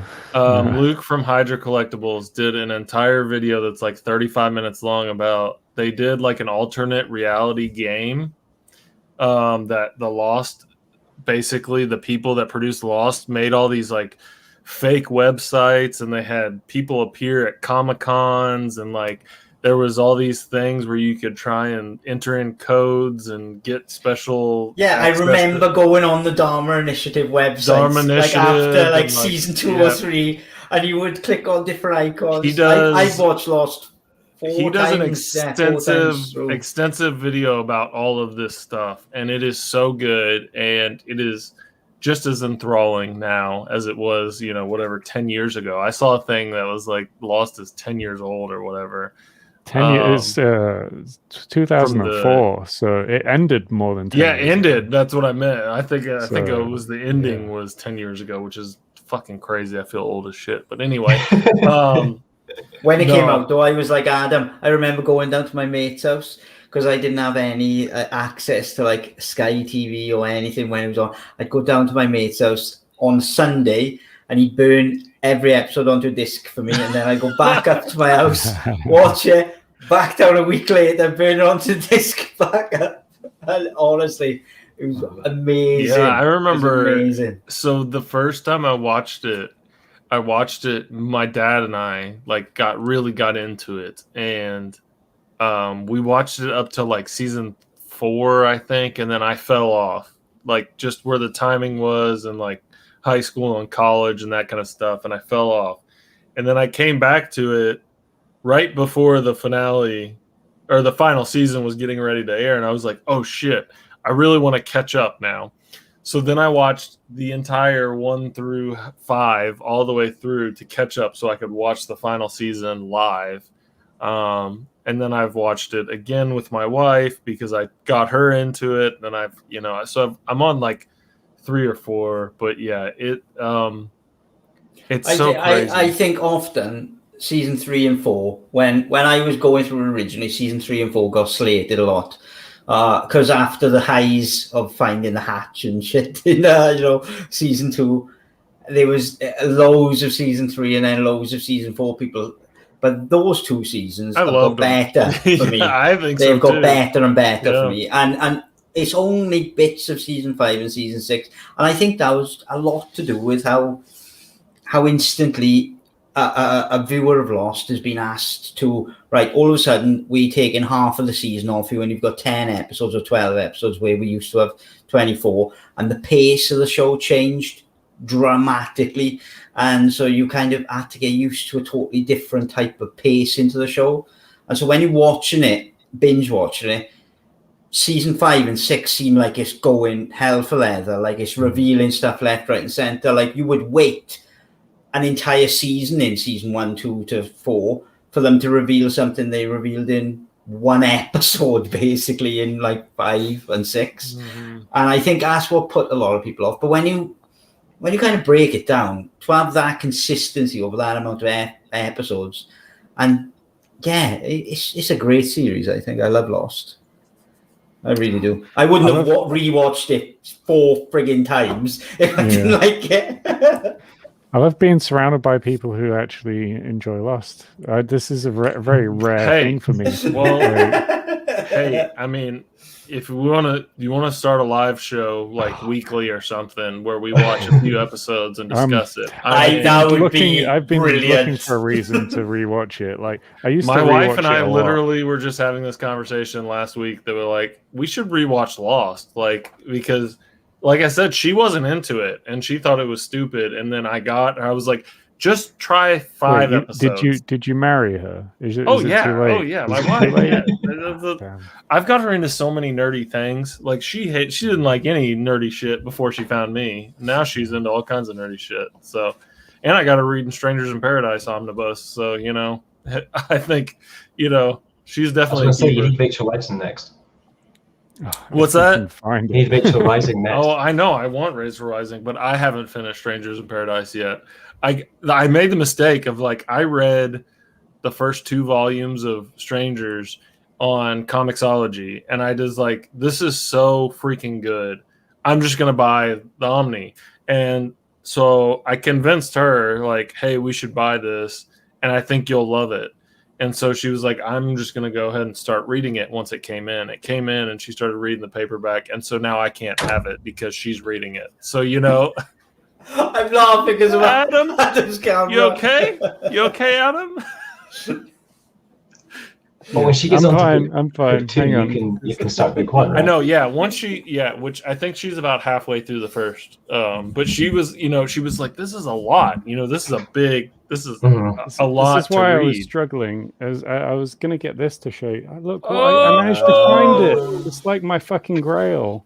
You got Island G hardcover. Island G knows how much of a bitch this was to attain. How much in terms of monetary gain did you lose? Well, that's the real question, isn't it? That is the real question. That's the paperback version, but yeah. Tyler knows nothing about the shipping costs that come up when you put this in your basket on the website. How much does it cost? Did you buy it from the website? No, I didn't. Did you buy it through Terry? No, I got it at Read Comics, so I think it was 150, something like that. I can double check now. Wow. But that's yeah. I'm pretty sure it was that. I think I paid a bit more than that because I got mine off eBay, but it was still sealed. Yeah. You could fill your house with Eagle Moss books from Zavi for that. You could literally build a whole new house. The quality over quantity. Quality over quantity. The website was about twice what I paid. I was gonna say it was 130 US for the paperback version shipped to me in the US. The shipping was more than the book for the hardcover. Oh, it's just insane, isn't it? That Terry Moore website. I emailed them a few times to try and figure out a cheaper way of doing it, but there is no cheaper way because I really want Rachel Rising hardcover. Well, the other thing I have considered is Dano was actually mentioning on the comic board recently that he uses with a friend. I actually have the app because I actually downloaded it before he mentioned it. Yeah. But it was I think it's called Stackery or Spexy or something like that. Stackery. Stackery. He can't hear you. Oh, Can you not hear me, Highland G? No, I can hear you. Okay, I said it. Stack. This is I've annoying. heard of it. Yeah, I've heard of it, yeah, and I don't know anything about it, but apparently it works. So my understanding is that you ship it to a PO box address essentially. It's not a PO box; it's just an address you get given as your private address, and it gets sent to this place in the States, and then they'll consolidate it together and essentially ship it to you as you already own it, so you're shipping it to yourself, so you shouldn't get any of the extra taxes and stuff. You just ship it on with like handling fees. But if you do keep it for extended periods of time, they'll obviously charge you for holding time as well. So what they'll do is like they'll all order the stuff the same week. They'll get 10 parcels in, and then they'll get like one consolidated thing sent out to where they are. So that's so they can get things in the States more, because obviously in a lot of the more kind of Norse countries, they don't have access to things the same way we do in the UK. So I was considering that because of the sheer cost. If I was to buy say a expensive book from there, and maybe a statue or something that I wanted from Prime or something like that, then those two things alone would be worth saving the shipping difference, or just giving it a try. I looked at shipping Dino some of those Eagle Moss books. I thought you were going to end the sentence, by the way. Shipping Dino across. I told him I had ordered all these Zavi boxes, mystery boxes, and I got a 8 or 9 doubles, and I was like, hey, if you need any of these, I'll ship them back. But the problem is that shipping a 10-pound box, which is not that much, was like $120 to the UK for me, and I'm like, that's insane. These books aren't even worth it. So I told him, I'm sorry, man, I would do it, but it's just not worth it. Like if it was like $40 even, I would probably do it. But $120 just to ship 10 pounds overseas is just not worth it. But that's what's crazy to me is like they ship flat $7 shipping or whatever to the US, which is insane. And like you're only charging $20 for your 10-pack of books, and I'm like, there's no way they can be making any money off of this. Well, it's these big companies, and it's like I ordered, I think a week or so ago, I ordered Super Sons Omnibus from Amazon US or something, and again, free postage and packaging. But it's like, well, how are you managing that? It's ridiculous. It's just such a big cost. Like, because literally, if I were to order that from a store, like if I go to Dark Horse or IDW store, I would pay like £70 or £80 packaging, post and packaging back to me for just like an omnibus. Yeah, it's insane. What's the most expensive book you've ever bought then, Tyler? The Strangers in Paradise is the most I've spent on one purchase. That $130. What about you, Ad? I think it might actually be Strangers in Paradise. It's 140. Jesus, there's 2 of you. If I on one book, one purchase, I've spent more at one time, on multiple books, but I've never. That's the most I've spent on one book or one. If you consider that it's 3 books, though, even if you were just to take the fact that it's 2 big omnibuses and say £70 each, then that's not that bad. Then maybe I've hold on, though. It's got 1 ISBN. Yeah. This is it's what 107 issues though. Yeah. If you're doing it by page count, then I don't know. If you're to compare say the 2 Injustice books, you're going to get a similar cost. What about you, Highland G? What's your most expensive? If it's Strangers in Paradise, though, that's ridiculous. I think it's going to be it's going to either be it's going to be one of 2. It's going to either be that or it's going to be one of the much rarer Buffy books, because there was 1 or 2 that I went a little bit over 100 for those. But at the time, I was also buying bundles and flipping them, so there was a bit of spare money in the flux, if you like, so it wasn't all in my pocket. Yeah. So basically, Mo has got all your money.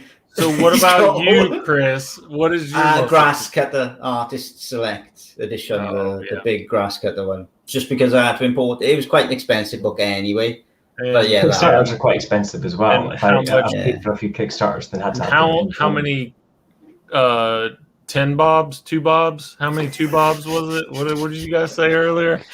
No, I don't. That made no sense to me. I thought a How bob. many quid? How much quid was Yeah, that? how much quid? Yeah. How much quid? Quid. Let me think now. It was 224 delivered. I think okay. about 60 or 70 of that was delivery. So yeah, you work it out. Yeah. I mean, I have no problem paying for quality. Like, as long as it is delivered quality. Like, that's the thing. Like, I'm so jealous, Chris, of your Usagi, those, because they are beautiful and they're quality, like you're paying for an oversized format and hardcover and that kind of stuff, as long as it's delivered. But yeah, like, I think I've much more gone into quality over quantity, and just I'm okay with waiting to get something and paying a little bit more for it. I obviously try and get a deal if I can, but I won't sacrifice and be like a cheapskate and be like, yeah, I'll just get all trades because that's the way I'm going to do it. Because like right now I'm reading I got the Hellboy Library Edition Volume 1, and like I'm reading it right now, and like it is so much more enjoyable because I do have the trades back there. I bought those originally as a bundle on eBay and like just to try it out, and the Library Edition is just it's so much more. Changes so the reading experience, doesn't it? It's more immersive. It's so much better. And so I'm like, well, yeah, those are $27 to $32 a piece. Whereas the trades, I got all of them for like $40, or I got 7 of them for $40, But I'm okay with that as long as. So that's why I try and like read digital for like one volume, and then I'll be like, okay, I'm gonna invest in this and just get all hardcover. But it takes more time. Sorry, I just remembered there is a book that I did pay more than that for. And if you consider page count difference, this one's massively more, but it's this.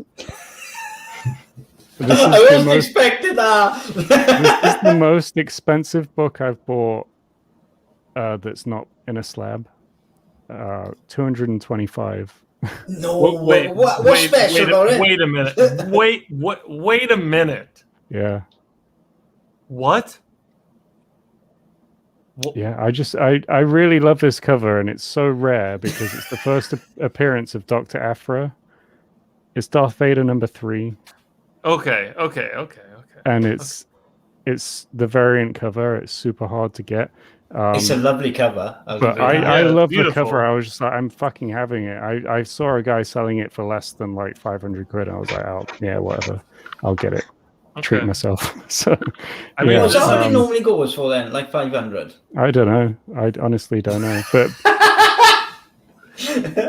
all I knew is that they weren't even sold often enough not slabbed. So it's like more often than not, you see them come up, they're slabbed and they're like going for $1,000 or 800 $1,000 or something like that. It's like, I'm not paying that. Is that hard plastic or something it's in, or what's it in? It's like a top loader. It's like it's like a more it's rigid, but it's not a slab. Yeah. Okay.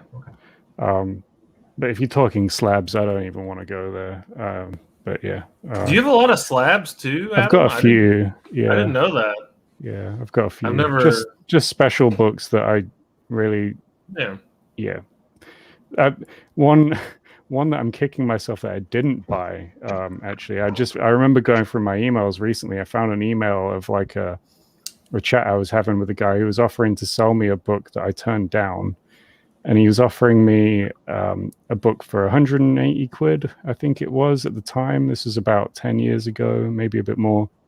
I was like, no, I haven't actually read that one yet, mate. So I don't have like an attachment to it. So yeah, I'm all right. Let me guess. Is it Ultimate Fallout 4? No. It was Invincible #1, 9.8. Oh no. Oh no. Yeah. That's gone up a little bit recently. A little bit. I turned it down like 10 years ago for like $180 quid, 180 quid. It was like somewhere low like that. Yeah. Yeah. But yeah, If maybe I'll only, do if a only. video with my Yeah. slabs one day. I've got a few nice books, but Yeah, I had no idea that nothing you crazy. had any slabs. Yeah. Yeah. Yeah. My favorite one, spoiler alert for my eventual video, I guess, is like I love how you're doing a future spoiler right now. You can't do that. You're not allowed to future spoiler You can do whatever you want. Of course I can. Yeah, my kind of prize book is Sandman #1, signed by Neil Gaiman, in a 9.8. So that's like one of my like grail books. Yeah, I was well impressed I got that. But should I break your heart? He's going to say he doesn't like Sandman now. no, he's I don't know what he's going to say. He's going to be like, I don't know, Neil Gaiman touched me or something. Like, I don't know. That'd break my heart. Like, so I. That's what he's going to say. He's going to say, no, Jesus. Forging Neil Gaiman's signature on books. So, did he sign you a breast? Is that what you're going to say? Is that what So I've read a couple of Neil Gaiman novels, and I really enjoyed them. And oh, you didn't like Sandman though, right? Okay. I gave it a shot, and I gave the first 2 volumes because they were like, I've heard that you read the first one and Preludes and Nocturnes, that like maybe you should start at Doll's House, and like I gave it the 2 volumes, and I could not get into it, man. It did not strike a chord with me, and it was one of the ones that I put down. I did finish both of the volumes, though. I mean, I enjoyed it enough to finish the volumes.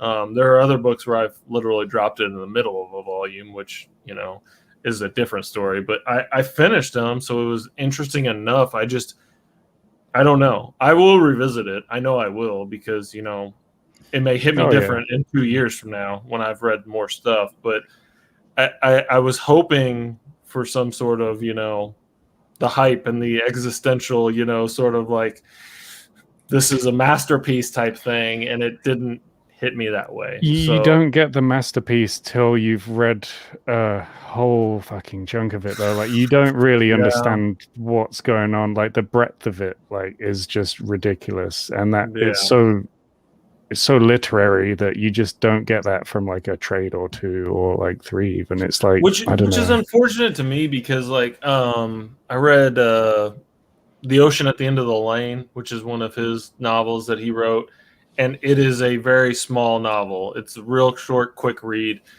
but it was so fucking good. And that was one of the things that, like, once I got into comics, and I was like, oh, this is where he's kind of, not started, but he was doing this at the same time, and like, this is a masterpiece and all this stuff, and I was so excited for it. And it just, maybe I built it up too much in my head, and I need to, like you said, continue on farther to sort of piece the whole picture together. But it was just, man, this is what I always say, like, hype is the enemy when it comes to some books, because like no matter how good it is, if it's not your idea of perfect, you then already feel like it's took a dip.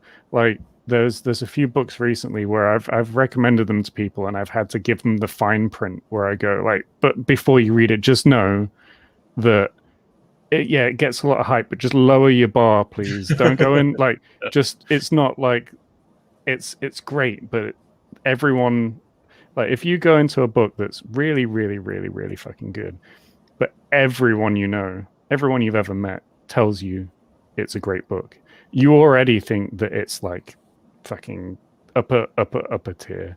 And with your personal idea of what gets into that upper tier might be completely different to like most people's.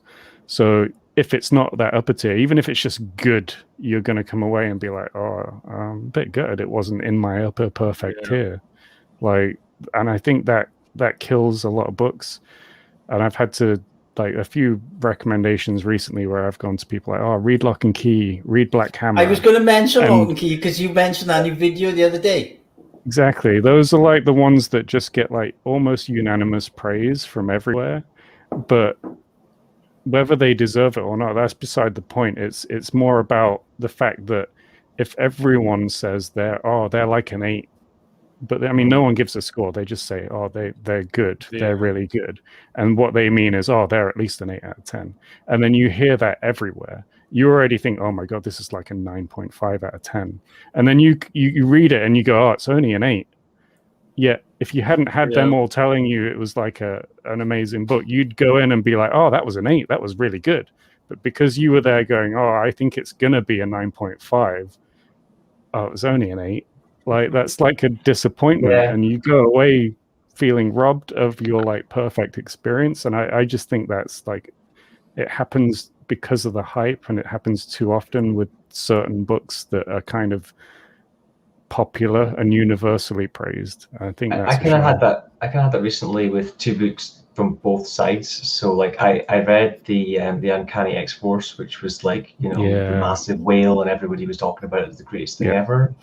And I took my time to read it at a time that I felt that I'd be in the mood to read it, hoping that would kind of help. But I was still expecting this, you know, amazing story, and what I got was a good story with certain parts that are really good art, and a lot of it was actually kind of weird, and the art changed a lot, and it wasn't actually that brilliant an experience as a whole for me. And I came out with what would have been just like, oh, that was a good book. Now with like, oh, that was okay. And then the opposite side to that, I've heard nothing but people slagging off Daredevil's Shadowland like as the worst thing ever. And I decided recently, because it's actually going to go out of print, and I was thinking about selling mine because I picked it up quite cheap again at the sale, that I would just kind of read it. So I dove in with no expectations, just, you know, this is a bad Daredevil book, whatever, you know. And what I got was actually a lot of smaller stories about other characters. I mean, the main event is just Daredevil's turned bad, XYZ happened, and now he's no longer kind of controlling himself. And so it's not really a Daredevil story at that point, it's just this evil being that is Daredevil. And then you get to the end of that short story, and then they do like 3 or 4 issue arcs after that of each of the characters that kind of are around Hell's Kitchen. So you've got like Moon Knight and Elektra and various, you know, the Iron Fist and you know, all that kind of stuff, Luke Cage.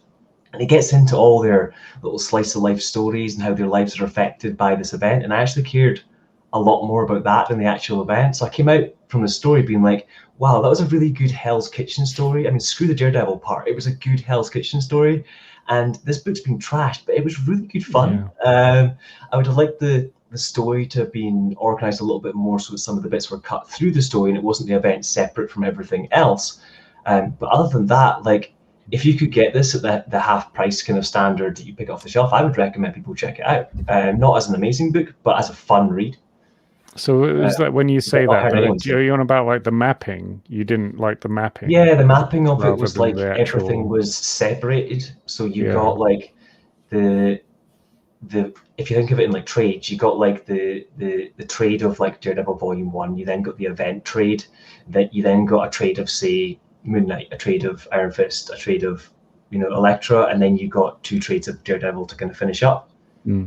So although they referenced each other, I would have maybe liked, say, if the Iron Fist story was before the event, during the event, and after it, they actually put the issues there, and it felt more like an anthology than like 6 different stories.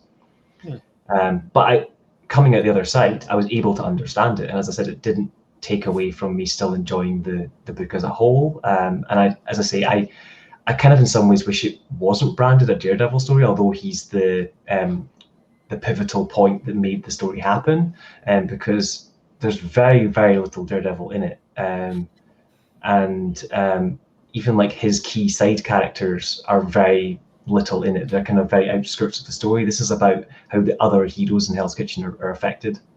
And I felt that was quite an interesting story to read. And as I said, I've not seen anybody review it in a positive light, so I'm looking forward to doing my review and see what people say.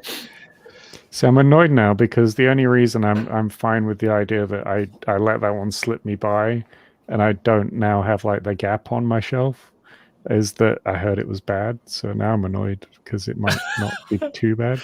But because someone has given it a positive review. But then by the standards that were just outlined, He'll read it and then because of the hype now, it won't be any good. That's it. I'll Highland go in G's and be like, Highland G said it was amazing. He's- Yeah, he's ruined it now because he's given it hype. See, But then if he the had thing said is, nothing. I don't tend to rate my books in my reviews or anything. I keep things quite level. So I would kind of say to most people at the end of a review, like, I'll either keep this book or I'll not keep this book. You know, that's the kind of level that I try and kind of keep things on, because I don't want to tell anybody something's a 10 out of 10. You know, Are you selling it? Are you, that's the more important question. Are you keeping it? Are you selling it? Are you looking for it? Do you want to read it? I mean, Is Tyler getting commission from You're this? ruining. Yeah, I was gonna say, how much do I It's get like for a finder's 10%. fee right now? But the better thing is, you don't need to ruin Highland G's video. He's gonna say that at the end of his video. That's a spoiler, Adam. You guys need to speak off the air for that. But maybe you guys can work a deal out afterwards. I just bought actually the master editions of Lock and Key because I read the first trade or so digitally, and Yeah, keep me them up. That's the thing. See, it's been on my list because I got a little list, obviously, like probably loads of people got on my phone or whatever, and it's been on my list for ages. But I think of late that Volume 1 and Volume 2 are becoming a little bit rarer because the compendium is dropping. I don't want the compendium. I wanted the master edition. So they got a reprint of the hardcovers just before the compendium was announced. So and they're starting to kind of dry a little in place. Well, where I get my books anyway, they're starting to go out of stock. So I thought, right, I'll just get it now to save myself the hassle later. They're still They're trying doing. not crazy money. They just announced the omnibus for that as well. Yeah, that's what we're talking about, the massive all-in-one compendium. Yeah. Oh, is they called a compendium? I thought companions were not the full of whatever the fucking terminology is that they use. It's hardcover, but I'm still fuzzy on whether it's oversized or not. I'm not really sure. So. I don't know. I'm not sure either. I don't think it says on there, but the term compendium is iffy. Yeah, that's the thing, is there's no standardized terminology between these people, like, because they don't want to cooperate or anything. Yeah. Is there anything I know? Yeah, but if there's anything I know about, see that's 0.04 by 0.04 by 0.04 inches. That's the dimensions that they have for it. So give an ISBN. It's hard to read, huh? I'm glad I went with the master. What is this? An omnibus for ants? Yeah, exactly. Yeah, but does it just collect what's in the master editions, or does it go beyond that? Because I know they've written some stuff beyond that. I think it's just the master editions from what I read, because there's that extra bit at the end, you know. There's another spin-off series that comes. Because it would make sense to keep the master editions in print if they're going to potentially have further volumes. It says 976 pages, 1.25 pounds, but they don't have the dimensions. That's definitely the 3 master editions together. And there's no other information. I mean, it's got like the little It blurbs. definitely won't be any of the newer ones, like the what's it called? There's like a newer series they've just started doing, and there's a crossover with Sandman. So is it still called Lock and Key, though, or has it got a slightly different name? Yeah, it's still Lock and Key. In fact, I got this the other day. It's like a Lock and Key Sandman variant. That's the Key to Hell from Sandman, which is cool. Yeah, I don't know. The Masters editions over here, like, some of them are $40 a piece, and some of them are like $22 a piece. Which, like, if they were all $22, I'd be like, okay, that's fine. But when some of them are $40, I'm like, ugh, yeah, that's rough. Just gotta shop around it. I know. I need to get in the habit of just buying volumes that I don't need in order. You know, like, my problem is I will only buy 1 and then 2 and then 3 and then 4. Like, I need to just start buying when I find them cheap and just waiting to read it. But that's my problem. And I know you're an expert at this, Highland G, where you just go, I've got 10 volumes I need. I'll just buy this one because it's cheap, and then I'll wait. And then you'll all of a sudden, like 10 years later, you'll have all 10 and you'll be like, fucking bargain. Like, I mean, it's not 10, admire the patient. Yeah, I know. I'm exaggerating. Yeah. I mean, I'll usually have 3 or 4 runs that I'm trying to get at any time. They're not anything I'm currently reading.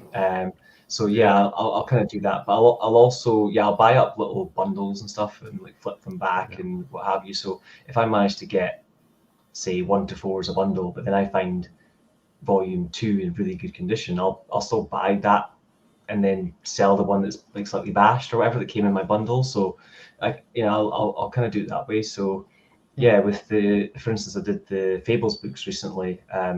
I bought like the second half of the run, just as one bundle. I got it for like reasonably cheap, and then I started buying the other ones, and you get the rare ones are 4 and 7 really. I mean, there might be more rare ones now, but that was when I was trying to get them. And I managed to get 4 in a bundle with a couple of other ones that were not so rare, so it kind of balanced. And then 7, as I said to some of the guys recently, I actually got on eBay. It was one of these sort of recycle, buying books companies, and it was a tiny bit bashed, but they sold it for like a tenner. And I was like, I will never see this book for a tenner ever again. So yeah, I bought it and was like, okay, so I've got one bashed book out of like 13. I don't care.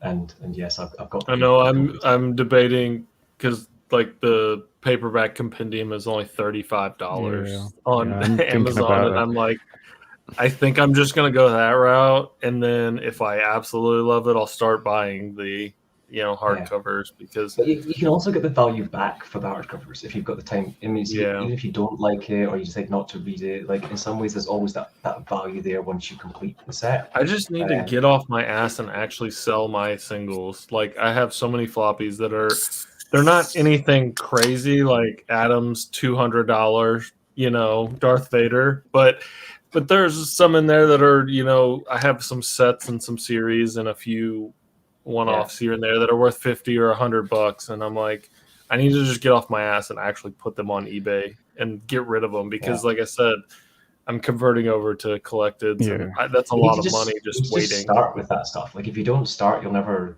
get it done. So like for me, I mean, to begin with, it was things like the occasional trade or like a book that I really didn't like, and then I start selling into like older collections of games and stuff I had lying about, and it builds slowly into the things that you care about. Maybe a little bit more, you're a bit more difficult to sell, or maybe have a much higher value or something like that. But I think you need to start that momentum or you'll just never do it. So for me, even just grabbing the 10 books off the shelf, taking photos of them, like one day as the starting step, that's got me in motion. And then the next day I have like a couple hours free, I'll maybe make sure that I upload them to Google Plus or Google Photos, and then download them to my computer so that I've got them on the computer and so on. So it's just like a steps thing, and I'll do kind of like I do my YouTube videos. I'll do it in a batch. So I would list 10 things one day rather than listing one, because listing one takes the same time to go through all the motions as it does to do 10. So you may as well start it, and then I almost use one listing as a template to do the rest of them, and it makes it really quick and easy at that point. I do exactly the same. I take photos of all my books in a batch, and then I've got in my notes, I've got like a template of what my eBay description of the sellers is going to be, and then I just input the name of the book, and the condition is always good, obviously. I'm very careful. But in general, it's easy when you get in. Oh, I wouldn't be scared about that. Because ultimately, like worrying about returns and stuff of people being like, "Oh, this isn't as good a condition." I don't state the actual condition. I don't sell based on that. So like for me, I guess the one slight thing I don't have to deal with is like I'm not selling a single issue being like this is a 9.8 or something. I'm just, if I'm selling singles, it's just here's 5 singles. But what I do list is like what the reading condition is. So I'll put something like read once, see my pictures, or something along those lines, and I'll make sure I take decent pictures of everything. And then if they're arguing my condition, well, then they have to provide pictures to say that it's worse than my pictures. Otherwise, they can't argue with me. So at that point, you'd have to have a real asshole who just wants to argue for the sake of it, and it doesn't happen that often. I've probably sold, over 100 listings in the last sort of year or so, and I've maybe only had one person complain. So okay, that makes me feel better then, because that was like my only hesitation is like listing it and then having some sort of confrontation about like the condition isn't as stated or some shit like that, you know. I think condition is often secondary as well to recording of the delivery. So that's the most important part, I think. Yeah, I do. I always do a tracked delivery service. Oh, I know it really? costs a little bit more, but I personally always do that. I do it the cheapest I can, so I'll pick whichever one's the cheapest ones I can do. But I will do that, and I'll also factor in a little bit of I guess buffer cost, because I know that the companies will turn around and say, you know, oh, this is your postage cost, but a postage cost is not the shipping cost. It's the box, the padding, it's the taking it to the post office. You know, it's everything that comes into your shipping cost. Yeah. So if it costs me, say, £4 something to ship, then I'll probably just list it at £5 shipping, because there's going to be a slight buff in that. On occasion, again, I've listed something as, say, like, this is going to be £10 shipping, because I've estimated in my head it's going to go for a certain weight, and then it doesn't. And then the person might complain in my feedback later, being like the shipping was a little bit high. But I've never had somebody based on shipping costs actually complain. They might just give me not as good feedback based on it. Because I guess that, again, the primary for me is that if I ship it and pad it and make sure it's all good and it arrives correctly, if they get a book in good condition but they paid slightly more for shipping, is the average person actually going to argue that? Like, probably not. Because if they return it to me, is the next guy going to ship it as well as I did? Yeah. You know? So okay, that makes sense. Yeah, you make me feel better about it then. So maybe this weekend I'll start listing some shit, because that's the thing. I'm thinking I got money just sitting in a closet in a fucking short box, like, that I'm not gonna read. You know, I'm not gonna read. I did a few videos about that part. I mean, I try to do my unhaul videos like kind of bi-monthly, but what I might actually do is like almost a step-by-step, like, this is how I create an eBay listing. This is how I think that would be great. Yeah, I think that would definitely be useful. Putting it in the box, because I mean, it might not be a specific. I mean, eBay is one that everybody can use, but something like the We Buy Books isn't necessarily. But at least it gives people an idea of how that works and what the process entails, because some of the bigger things for selling to We Buy Books is not the money, it's the sheer convenience of literally scan, buy, and I just get money. You know, like, I don't have to, you know, mess around. So even if I get like 50 pence for some trades, if I was only going to make £2 on eBay, was it worth the stress to sell it on eBay? Like, yeah. Okay. Well, that's good to hear, because I was like, I know Adam has said that before in a couple live streams, that like he's put a 2-cell pile together, but he hasn't made them the move to actually put them on eBay or whatever. Not to call you out, Adam, but the other thing I want to start doing with cheaper books that I can't get as much value for is things like I started on my last stream, which was like, you know, giving some stuff away to other people to read. Because again, if I'm going to sell it to one of these book sites and they're going to sell it for 3 or 4 times the value, then I'd much rather that one of the community gets it for free, you know, like, and then one of them can read it instead. So yeah, I mean, I don't have a finite plan, but I'd love to go down the routes of some sort of very basic sort of Patreon or something to help fund, say, paying for StreamYard or something along those lines, and then have the Patreon money cover that, and then I just give out books to people as a little bit of a thank you or something. But as we'll see how it goes. It would save me selling that kind of stuff, though. Yeah, definitely. I'm intrigued as well, Adam, because you just said the gap on your shelf for Shadowland Daredevil. Does that mean you've got the Brubaker one now then, and there is no gap for that? You still there's a gap for that. That don't remind me. I thought you achieved it. I'm just sorry. There's kind of 2 gaps. There's that, and there's Shadowland, and then other than that, I think I've got every Daredevil omnibus. But it's so annoying because I'm like, I don't want to start reading them because Adam, I didn't know. I know that won't matter. Like, I didn't know you were a big Daredevil fan. I did not know this about you. I love the Wade run. That's the only 2 I've read so far. I went back tail end of last year. I went back and got a load of the other ones. I got a really good deal on the Miller ones and Elektra, and then the Bendis ones got reprinted, so I jumped on those. And the second volume of Brubaker was getting sold ridiculously cheap, brand new everywhere. It was like, yeah, that's why I bought it. It's because everybody knew. Everyone was. They were basically like tickling your testicles. They were like, look, you can have this for really cheap, but you can't have the first one. Yeah, it's like, I don't know, just selling you the wheels of a car or something, because they know that you're never gonna get anywhere. But like Phil says the only Daredevil is new Zdarsky. Best thing I've heard really good things of that. So I was just getting ready to say the reason I brought this up was because I just read the first volume of the Zdarsky run, and mainly because of Stillwater. Like I have read 3 Marvel books prior to that, but I love Stillwater, and I was like, okay, I've heard all the great things about Chip's run on Daredevil, and so I read the first volume. I won't say like I'm immediately like, holy shit, I need to read everything Marvel or that, but I want to read volume 2 now. Like when you say 3 Marvel books, do you mean 3 trades or do you mean? Yeah, like 3 trades. Like 3 trades. I've not read like any Marvel. Yeah. So because I started with Marvel when I came into sort of American comics, and I probably haven't read any substantial Marvel in a long time, but I was pretty heavy Marvel for a little bit because I guess I was trying to read all of that run that tied into sort of New Avengers and the Captain America. Captain Brubaker. You can call him you can keep that. I think you would take that title. Yeah, Captain Brubaker. So yeah, like that. I was reading all the stuff that tied in around that, and then I got fairly burnt out on all that tied in stuff. So I started reading like somewhat solo runs of like X-23, Magneto, Venom, Mr. McRemender stuff like that. And then I burnt right out on Marvel, and I moved across to reading like the Batman stuff. No, my first was definitely DC. I remember my first American comic ever. Talk about setting the bar high, right? When I was growing up, I read like Dandy and Beano and all them types of things that were about, and Asterix and Tintin, whatever was available in the library. I'll make videos of that soon as well. It'll be fun. Yeah, but in terms of American comic books, they just weren't on my radar. They weren't being sold locally. They just weren't there. And then in 2000, it must have been.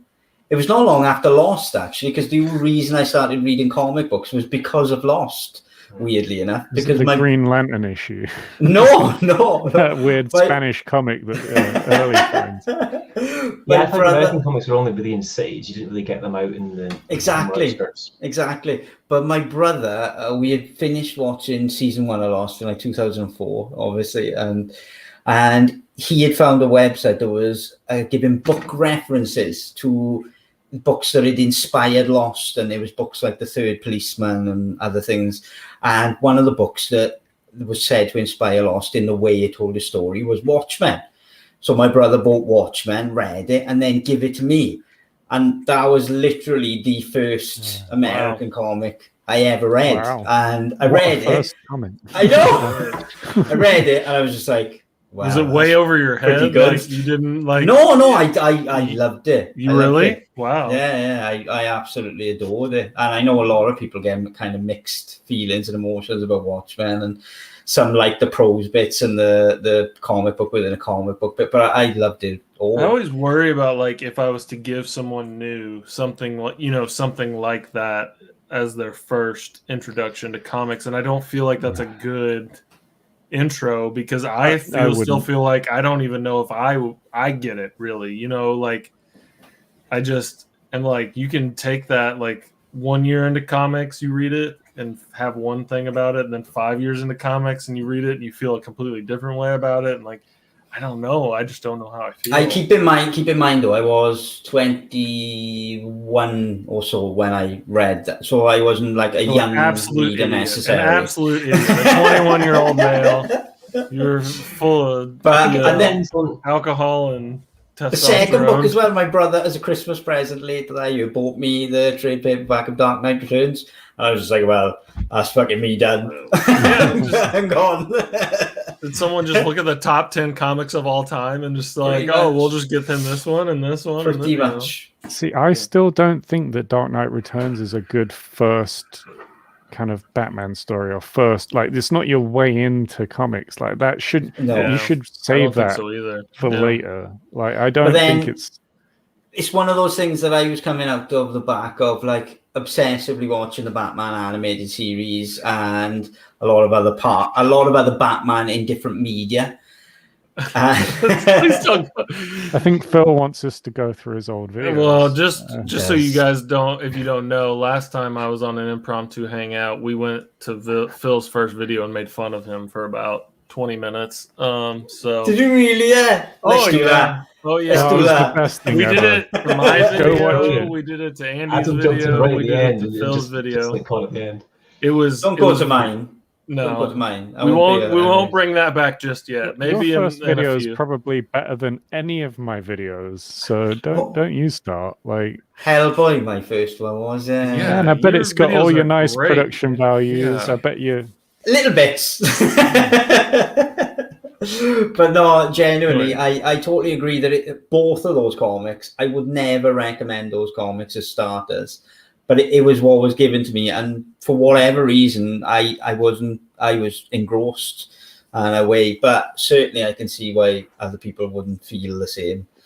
But It yeah, depends on what you want to read, though, because I mean, people forget that comics is just another medium. Like you can say that like there's the top 10 books, but they're only the top 10 books for people who like that top 10 books. Like some people want really funny, lighthearted, one-issue stories. Some people want, gory, horror mixes. Other people want these deep, ties to the world and life and theology and all that kind of side of things. And if you're one of those people that wants to read that really, head-wrecking kind of stuff, then maybe you want to jump straight into like Grant Morrison and stuff like that, all this Neil Gaiman stuff and all the different stuff. And maybe that is what you want because you're a heavy prose reader and you like all that stuff already. Maybe giving someone like that Spider-Man would actually be a total waste of their time because they'd be like, what's this? This is like a cartoon. I don't want to. Yeah, I don't want that. Or like if someone's really into crime stories, they're going to read Brubaker books, much more than they're going to read, Batman. So like, it depends on what it is that you're looking for. I find within it, because the more and more comics I read and the more I personally diversify my comics, I find it hard to say that there is a top 10 or a top writer or prestige, because it's all what each person enjoys at the time. Probably the top writer that I've read for me over time would be Ed Brubaker, but even I will go through slumps where I have no interest in reading a crime story. In which case, at that point in time, he's not even on my radar. I'm reading, I Hate Fairyland or something, So I think it's difficult because things like Watchmen and Sandman, personally for me, I don't love or hate, but I've also never read them because they've never jumped on my personal radar as something that I really want to tackle. Whereas something like House of Secrets, which I haven't heard anybody rate, is Steven Seagal's similar thing to like Sandman, but much shorter. I loved and I was really intrigued into. So again, as I said, I think it's going to be each to the individual a bit more, where I've discussed with a lot of people recently that love Fear Agent, and for me, I read the first hardcover of Fear Agent because I briefly owned that before I sold it, and it wasn't for me. I don't think it's a bad series, don't think he's a bad writer, but that book was not for me when other ones are. Yeah, that book was for Tyler. Tyler loves Fear Agent. I think he's connected with that one quite well. But what I mean with Dark Knight Returns is just that I feel like that's kind of like an alternate take on Batman almost. And to get that, you kind of need to know what the not alternate take is first. But thinking about it even more just now, I'm just like, well, what is the normal take on Batman? Because everyone kind of has their own different take on Batman. There's so many with Batman in particular as well. There's definitely a lot of interpretations of Batman, like depending on who the writer is. So I guess that maybe isn't as relevant as I'm thinking. I think sometimes an alternate version can be fun because it's a separate story and you don't have to know the continuity as well. Yeah. So something like the Agent Venom kind of arc and not having read any other Venom is a somewhat self-contained jump on point. So like stuff like that. True. Agent Venom. Where's my omnibus? Yeah, well, I read that alongside the Kane Scarlet Spider, and I know that's never getting hardcover, but I would love the two of them. I haven't read that. I read maybe some of the tie-in issues for like Spider Island or something, but I don't Well, I had Spider Island, I had the Kane Scarlet Spider, I think it was Minimum Carnage, which was a crossover. Yeah. And then I had the Agent Venom stuff, like all in trades. I didn't even realize Minimum Carnage was a storyline. I did not realize that. Because I love the Where are you going to go after storyline and Maximum all Carnage? that. I know, Minimum. This was way before Obvious. Maximum Carnage. But yeah, so I believe it was a crossover between Scarlet Spider, as I say, Kane Scarlet Spider, not Ben Reilly, the Agent Venom, and the current Carnage at the time was the crossover in that book. Yeah. And then there was this Spider Island stuff as well, which I wasn't so into. But I loved the Kane Scarlet Spider because it the tagline on it was all of the powers done under responsibility, and he just basically like played it up and stuff. It was good. But he did have this underpinning like cancer and stuff going on that he had to deal with, like mental issues. But there's a reason for him being weird. But as I said, I thought it was nice to have I didn't need to know all of this long Peter story. I could just read this one arc and be like, cool, I'm good. See, I think die-hard comic fans fall into definitively one or two groups. Either one, they want to keep that continuity in their canon going forward, never ending, never ceasing. And then another who enjoy total alternative Elseworld takes. And I'm definitely in that group. I can't be asked with the same infinitum character going on and on and on and on, never ending. I prefer like them jutting off the path and doing different things and like creating these little Elseworld stories and creating unique little mini series or whatever. I think it's nice to have like a team book. It'd almost be like, this is something I've kind of thought about a little bit. Like, you take something like X-Men, if they had a team X-Men book, but then all the side character stories were their own books, then what you can do is if you want the ongoing story, you read X-Men. But if you want to read short stories, you read the side characters. And that way they can somewhat have both. The problem is when you have 10 ongoing side characters alongside the main one, like Batman tends to have, and at a certain point in time, there's no way you can follow all of them.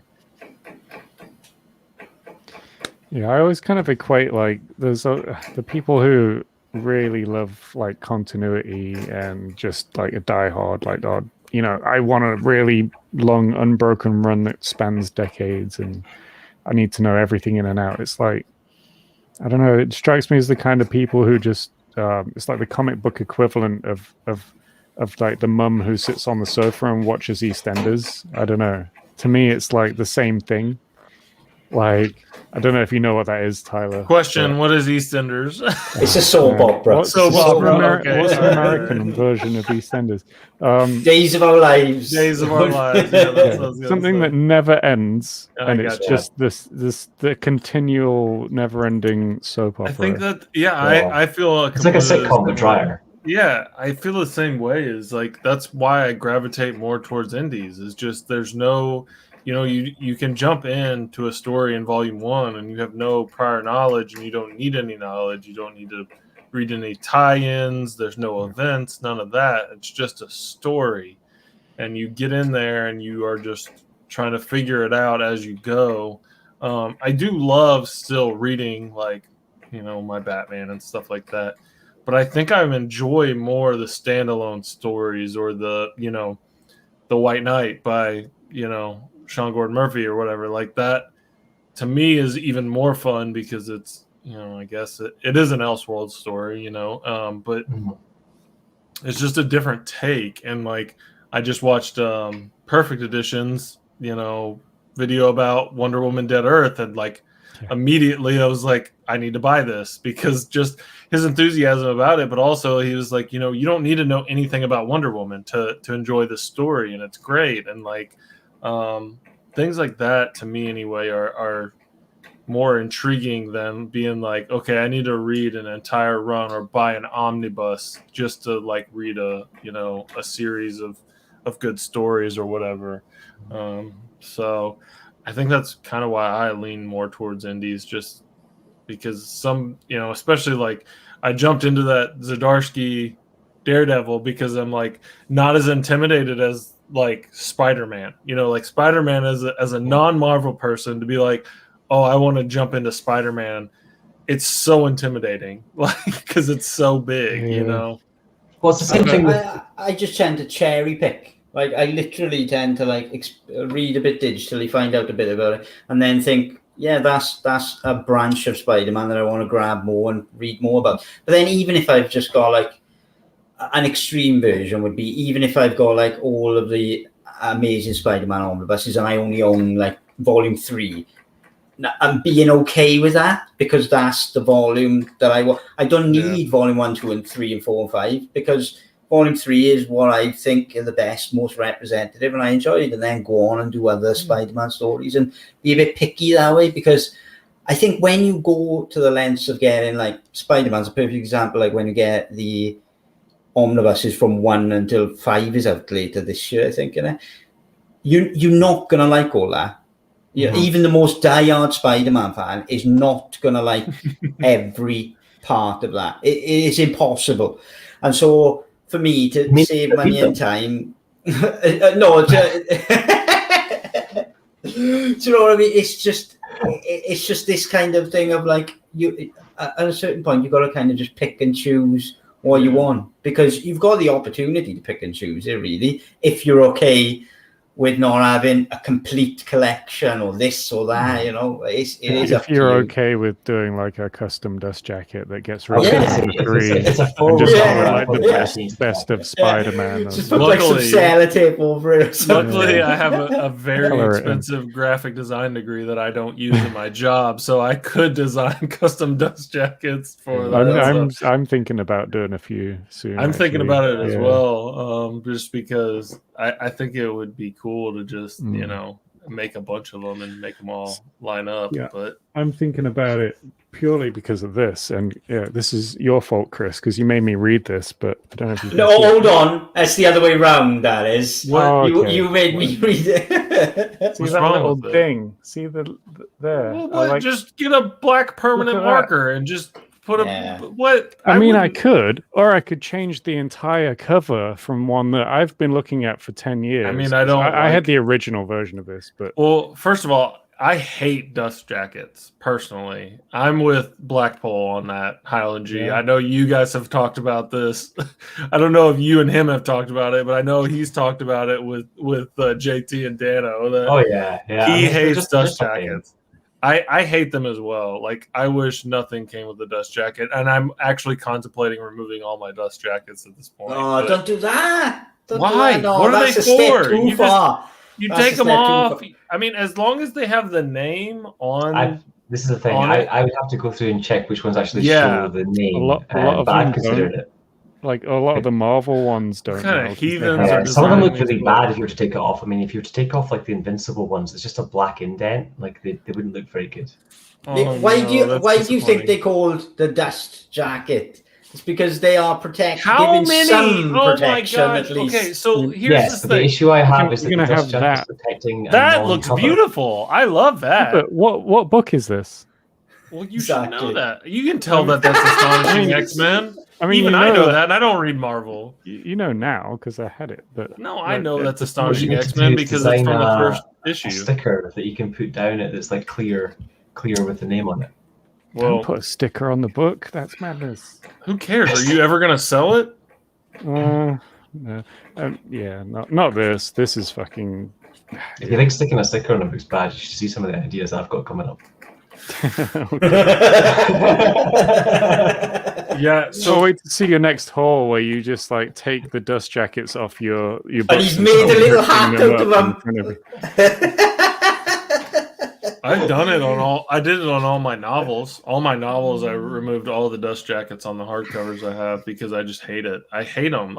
What the fuck? Like, here's the problem: is like you're saying like, oh, dust jackets have a point, but how long do you need to leave it on the shelf for there to actually be dust accumulating on your It's book? not just dust, though. Scratches and scuffs and things like that as well. You know? Again, like, I totally understand if the cover was printed on the book and they put a clear dust jacket on it, and it was just there to protect it. In which case, it doesn't matter if it gets ruffled or scratched or anything. I can leave the dust jacket on while I'm reading it. It's not a cosmetic part of the book. But when the dust jacket is the cover and I have to take it off to protect the dust jacket from getting scratched, then it's not providing protection because I have to protect it. I see your point. Yeah. But plus, how many people, like, do any of you read with a dust jacket on? Never.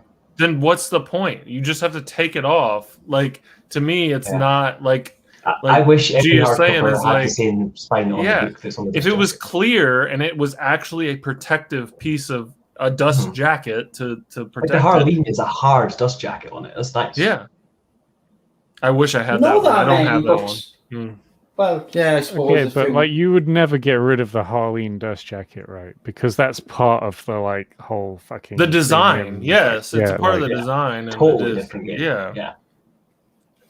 Oh, so know, you pick and that's choose your different. jacket, say, Taylor. I've got. Oh yeah, something like I would. Yeah. All right. If this is the Grant Morrison omnibus, you could take the dust jackets off that, and they've still got a nice spine. Yeah, because aren't they like mirrored? Like the first and the third are the same. So you could have a nice black and white, clean-looking shelf if you wanted to.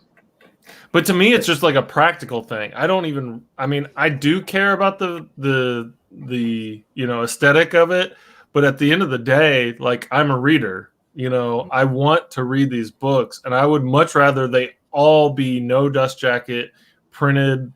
I prefer on the the spines. Like, Marvel used to do all their omnibus, and they had like the faux leather with the name of the book and the nice little trim gold bits on it and stuff on it. It looked really, really nice.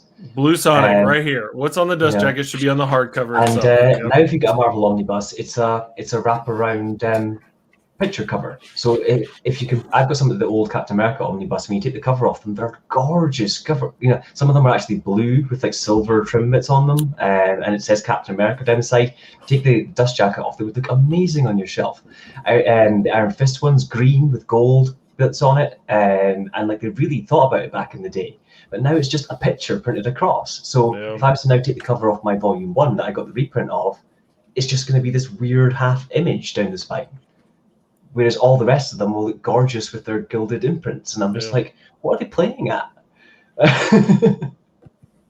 All right, Adam, what do you have to show to us? Because I saw you go get something. Let's go.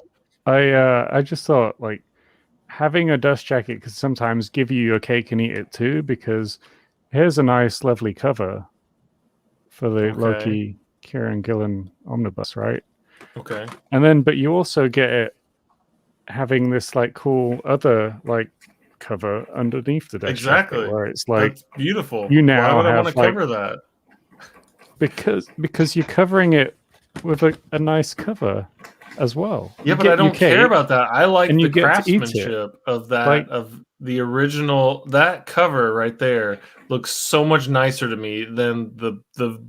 I personally, I know a lot of people like it. I hate the red band of the Marvel Omnibus logo. I think it looks disgusting and ugly, whereas that Loki there and all that other design. When you have like a whole Kallax full of them, you'd feel different, I'm sure. No, it's disgusting. When you've ugly. got like another Kallax full of DC books with literally no continuity between. I agree. I'm with you. I want consistency. I want it. Oh God, here we go. No, he's got the Brew Baker book, but I can see I just want to show the difference on these, and let me know which one you prefer. Right. All right. So when you take the Captain America, right, you've got the Captain America. All right. I like the front, right? But I don't like the side or the back. And then you get the book, and there's nothing on the that fucking sucks. Yeah, that's terrible. Right? Can't put that anywhere, right? No, that sucks. And then you take the classic ones. So you've got Iron Fist. See, again, I like the front, and I don't like the side and the back. But the book is beautiful. That looks that's classy as fuck. That is classy as hell. That looks amazing, right? It looks so like you would feel like Ron fucking Burgundy with that on your shelf. Like that is rich beautiful mahogany. As shit. Yeah. It smells of rich mahogany and leather books. Like the cap one disproves your point, because I'd rather have the dust jacket, because that cover is amazing. What? You are the thing is, you need the dust jacket on the cap one because it's not got it on the book. If they put it on the book, you wouldn't. No, if they had the front cover on the book, you wouldn't, right? Well, no. If they did the Captain one the same way that they did the Iron Fist one, where it just says Captain America in silver on a blue book, as opposed to the gold on the green, That would be classy gorgeous. as fuck. Yeah, I don't think that- I don't Classy think that's as a picture. fuck. Yes. Yeah, it's classy, but you can have that underneath a dust jacket with Captain America with the gravestone and the You shield, could, right? Yes. but they're And then you've saving got your money. cake. You've Yeah, got your cake and you eat it. You're That's right. yes. the best of both worlds. Like You're just right, but they're do cheap. So I both. agree. I think we're agreeing. Yeah. I'm not agreeing. I'm not agreeing. Okay, where are you standing? Which side of the I fence? love a wraparound cover, so I'm with wraparound covers. The Brubaker Captain America omnibus has got a lovely full art wraparound cover, and I've got a dust jacket on the shelf to tell me what it is or whatever, so I don't need to. I guess my Have it argument written would be, right. how often do you look at the wraparound cover versus if you took the dust jacket off, how often would you look at the nice spine? Yeah. Okay, but do you want to, like, this is like, how often do you eat dessert? Do you want to eat it every night? Or do you just want to eat it every now and again? So really, shouldn't you have the nice thing under a dust jacket so that when you read it, that's when you find out, oh my God, there's a beautiful but when you read it, you take it off the shelf and then it's sitting on your lap or on a desk or You're not looking at the back. You're not looking at the outside of it. When it's on the You get shelf, you're split looking seconds. at the outside. You're looking at the spine. Can I Right show now, you? Can I my show you spine- the most pointless dust jackets in the world? And this is the dust jacket that I have a problem with. Not any of the other ones that's been shown. This is the one that I have a problem with. This right here. Yes, I'm with you. So, wait a I'm second so now, with right? you. So with you. When I reveal what's underneath this dust jacket, you will be stunned because it's exactly the same under the dust jacket. So exactly. Exactly the same. There is no That's great. reason for that dust jacket. Exactly. My main issue with dust jackets is that it's nice to reveal the underneath them different artwork, some alternative artwork and whatever. That's lovely. Yeah. I don't mind them having on the shelf roll. I always take them off and I always like that reveal of other artwork. But this is absolute pointlessness on every level. Yeah. I mean, for It's literally me, the I same. couldn't agree more. I quite like the continuity on the spine, but it would have been nice to have different art on the dust jacket front and back and just keep the spine the same. Yeah, Definitely. It's just bonkers how they go. Like, why did they think, oh, we'll just have the dust jacket the exact same as the underneath? I think it's just because they could have just taken the name off and have like clear artwork almost, maybe. But they could have kept that the same and just had the plain artwork. But I do love black armor, by the way. I'm not gonna. No. Oh, yeah, bitch on black armor. I don't understand why. Like, again, I think it's just like, oh, this is the standard. You have to have a dust jacket. So that's what I wanted to look at. So, like, the other good thing though is with the Wolverine Volume 1 is a good example of the We're omnibus. just going to start pulling out every book that's got a dust jacket. Is where they've used the actual hardback boards to show both the DM variant and the standard variant. That's a good thing. See, this is a or perfect when you get example. like the inks on the cover, but the full color versions on the dust jacket. This right here is a perfect example where it's classy as fuck. So Batman RIP. This is the, here's the cover and you got, all this shit, deluxe edition, blah, blah, blah, blah. This looks classy as fuck. Just silver stamped, Batman RIP. Oh, yeah, I like that. It's just beautiful, and it's just but selling that on the shelf though, to someone who doesn't know it, it's not going to be instantly recognizable. I get it. As a I think Batman book, that's the difference. If you want, I guess, your shelves to look like, I guess, they're comic books in that sense, then yeah, you want the big graphic art to grab someone's eye, but there's an argument to be made for just having classy looking clean shelves. This is completely black, and it just has it. Other than this, it's just everything else is just black and white. That's all it is. So, like, I get what you're saying. Like some of them have some like the Superman Unchained have some graphics on the side, and you're right. It does make it look more comic booky, but at the end of the day, like, who are you selling to? Like. Are you really selling to someone who's like, oh, I want to have comic booky looking shit on my shelves, or are you selling to people that want to collect it? So I don't know. I mean, for me, at the end of the day, if I'm truly honest, I'm not a covers person, so I don't Me care what's on either. the front and back of a book, as long as I can find the book based on the spine, either dust jacket or not, and that the spine looks nice. That's the important bit, because that's what I'm going to see. Ideally, they match up, DC. But other than that, you know, that would be the only reason I would cover, create. I honestly don't care. I'm not looking at it for more than a few seconds when I pick up my book. So although if I'm given the choice, you know, like I chose the DM variant for that Captain America one, I'll choose. But if I wasn't given the choice, I'd still buy the book. So It's just a shame to me because that Iron Fist one that you showed is so much more beautiful than that Captain America. Like If they reprint that as well, it will have a wraparound cover. I like guarantee that. it. well. That to me is, like I said, that's classy as fuck. Like that would be something you should be proud to have on a shelf. You know what I mean? Whereas the other one is just it's just plain. It's just plain. Like if it doesn't have any text on it, then you can't. Like, yeah, it's cool to have that picture, but again, how often are you actually displaying it that way? You're not displaying. No one is displaying their books that way. No one is. It'd be You know almost what I better mean? if that was on like the inside of the dust jacket, and then if you want to take the dust jacket off, you could use that as a poster and then keep it on the shelf. Ooh, gee, now we're getting to marketing. Now we're talking. Let's get some. Where's Jim Lee at? Let's talk to this. Is he still in charge? I don't know. Then Maybe you he get got your fired. wraparound spread, you get your nice leather cover, and you get your normal dust jacket. There we go. See, why don't they ask us and take the fucking scripts out of these books? Jesus, no one wants to read a goddamn script. Yeah. Jesus. Oh, anyway. Oh, here we I go. think that's Blue the solution. Spine. Then you can have any one of the three combinations you want. They'll change Iron Fist when it gets reprinted. Oh, I'm sure, to save money. They're not going to print that way anymore. They're going to print it just like that Captain America. They won't. You'll see the same with the. I think you'll see the same with the Ultimate Spider-Man one, because it had that lovely red board with the silver embossed writing. Mhm. It'll just be a wraparound when it comes up next time, I think. Yeah. But that's what doesn't make sense to me because do you guys know about like Easton Press and Folio Society?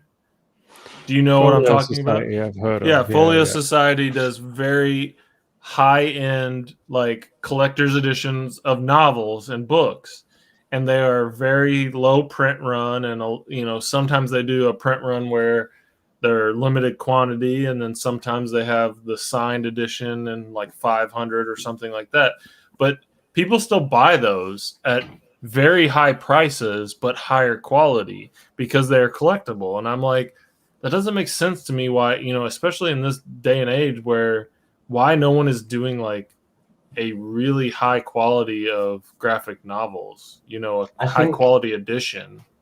I think the change for Marvel has been exactly that, though. That they had die-hard fans for a while that wanted collected editions, and an omnibus was something that was only bought by the very kind of long-standing collectors, and therefore to get that book, they wanted it with the gilding and the stamps and all that stuff because it was a premium item. Now, the omnibus is a gateway. People buy the omnibus first. Gotcha. It's a mass just way to sell a book cheap. And at that point, they're not paying for stamps. They're just mass printing, and they're going to just put them out as quick as possible because it's about getting as many out as quick as possible rather than about having one or two select books that are real premium. So it would almost be worth having a new imprint that just does those, like, I forget which, is it Marvel that does like the specific remasters that are done like as a Masterworks type Marvel thing. Masterworks, Yeah, like that kind of thing is going to be your absolute collector's editions, and it would be a separate imprint from the standard. Because like I get it with DC, they do the absolute editions, and that's their premium quality editions. But then I didn't understand why, like, you know, Marvel hasn't done that or anything. You know, but the master editions are ridiculously expensive. Are they really? Like, yeah, I need to start picking them up when I see them. And they kind of like, as far as I understand, they remaster the original work, so they do all the touch-ups and the fixes and everything, and then they do a master edition hardcover print, which typically takes the brunt of the cost of that. And then if it's popular enough, they then reprint it as like 2 or 3 complete collections or whatever and make more money out of it down the line. But you don't get the complete collection without whoever buys the master collection basically paying the cost first. That's interesting. I don't know. All I want is I just want more printings of everything so that prices will go down. I think they are coming around slowly to realizing that collectors prefer nice hardcovers, and from our perspective, it actually works out cheaper in a lot of ways, because if you buy a hardcover for like £30 and the trades would have been like £10 to £15 each, then buying 3 trades is actually more expensive than buying a hardcover. So we're quite happy to wait for the hardcover. And I think we talked about this on another stream, was like, what is your preferred format? And I think like oversized hardcover is mine, you know, like the image, you know, Remender, or just the library edition, you know, the oversized hardcover, that kind of thing is like my preferred. Absolute, not necessarily everything needs to be absolute, but at least an oversized hardcover, you know, is like, it just makes everything so much more enjoyable, I think. Yeah. You know, if I feel oversized isn't really oversized at this stage, because comics have got so much smaller over time, and the artists still draw it like 4 to 5 times the size that we read it in. So sometimes when it is squished down, like for me personally, it makes it difficult to take in. Like I said, I found Gideon Falls quite hard to read because the way the text was done. But put that in a library edition and it'd be easy. So it's one of these things that sometimes I think that what is the current standard is actually undersized in some ways. But that's the way they make money, is they can sell it at a lower size, and then they come out with a hardcover original size, and then they have an oversized hardcover deluxe, and then they have library edition, you know, and then it's 3 different editions of the exact same book that they've already paid for that came out in single issues. Because I've got a Dan Mora ink, it's like pens and inks edition of Klaus. It's like issue 1, and it was done in like, it's all done through the thing, and it's in its original print size, so like it's like this big. Is it like 11 by 17 or something like that? It's bigger than a library book anyway. Oh really? It doesn't fit on my calyx. Does it fit on your calyx? Oh my gosh. So currently it actually sits like under the bottom drawer in my chest of drawers, because it's the only place that I can keep it flat. But yeah, I did a comparison video between that and the kind of coloured art, and the sheer amount of details that you pick out on this bigger book that's just totally missed when it's scaled down. It's crazy. That's awesome. Is it like the same size as kind of like those IDW artist editions or whatever they are? They're quite the ones that Dano had a few of them. Yeah, it's a similar I'm interested. Like, they're done by IDW, but they do print like, there's a Daredevil one, so it's like Marvel, but it's IDW, like that. Yeah, so these are booms, and they're called Pen and Ink, and I think they just did like issue 1s of like 4 different runs that had like really good artists that they want to show off at the time. Yeah. That's awesome. Well, guys, this was fantastic. I think I'm gonna head off. I need to eat some dinner and take the dogs out and let them eat and all that kind of stuff. But I really appreciate all you guys hanging out. I need to stop drinking. For Adam's liver, we need to stop this stream. Drinks again tomorrow night with the quiz, though, isn't it? I know. That's what I was thinking the same thing. I'm like, oh shit, I got to do the quiz tomorrow too, so I need to stop drinking as well and eat some food. But I can't. Yeah. Please, let's go around and just everyone shout out their channel real quick. So, Chris. So yeah, Off My Shelves on YouTube, and yeah, that's it basically. And off_my_shelves on Instagram. Definitely check him out. His reviews are great. His videos, your production quality is top notch. I love it, man. Oh, thank you. Yeah. Adam. Comic Bound, that's me. I'm on YouTube and Instagram. Comic_bound. I hate the underscore. That's so hard to say in the middle of the. Yeah, that's all right. Yeah. Everyone understands. Everyone. And G, tell everyone. I'm Pile G. I'm on YouTube and on Instagram, and I've got a giveaway going on just now. If anybody hasn't heard already, so check out. I've done a shorter video on the channel, so you don't have to watch our 3-hour live stream if you don't want. But it's about a 5 to 10 minute video just telling you for US and UK. So if you're interested, check that out. You should watch the video though, because it was a lot of fun. Oh, it's great. I've watched it back twice already. I love it. I know, I did too. Because it's so weird when you're in a stream and then you're paying attention to what you're hearing and then what other people are saying, and so you're like, I'm gonna re-watch it again to hear what everyone else said. Because you miss it. But that was one of the things that I did with my videos. It was like, I want to hear what people say back so that I can remember it and read some stuff. And like with Adam with Morning Glories, that was one of his recommendations, I think, right? That was on the video. Yeah. What video? I don't know. the TV talks that we did. Is it? Oh, okay. I think it was a hidden gem or a guilty He's pleasure, drunk. one of those Leave him to it. It's too early in the morning. I know. Anyway, I can't remember if I've mentioned this, but I have a really terrible memory. That's all right. It's probably all the drinking. Anyway, everyone go check out their channels. This has been a lot of fun. I appreciate everyone hanging out. And Fuzzy Dunlop, we loved you listening to us. So everyone, thanks a lot, and we'll see you next time. Bye. Bye-bye.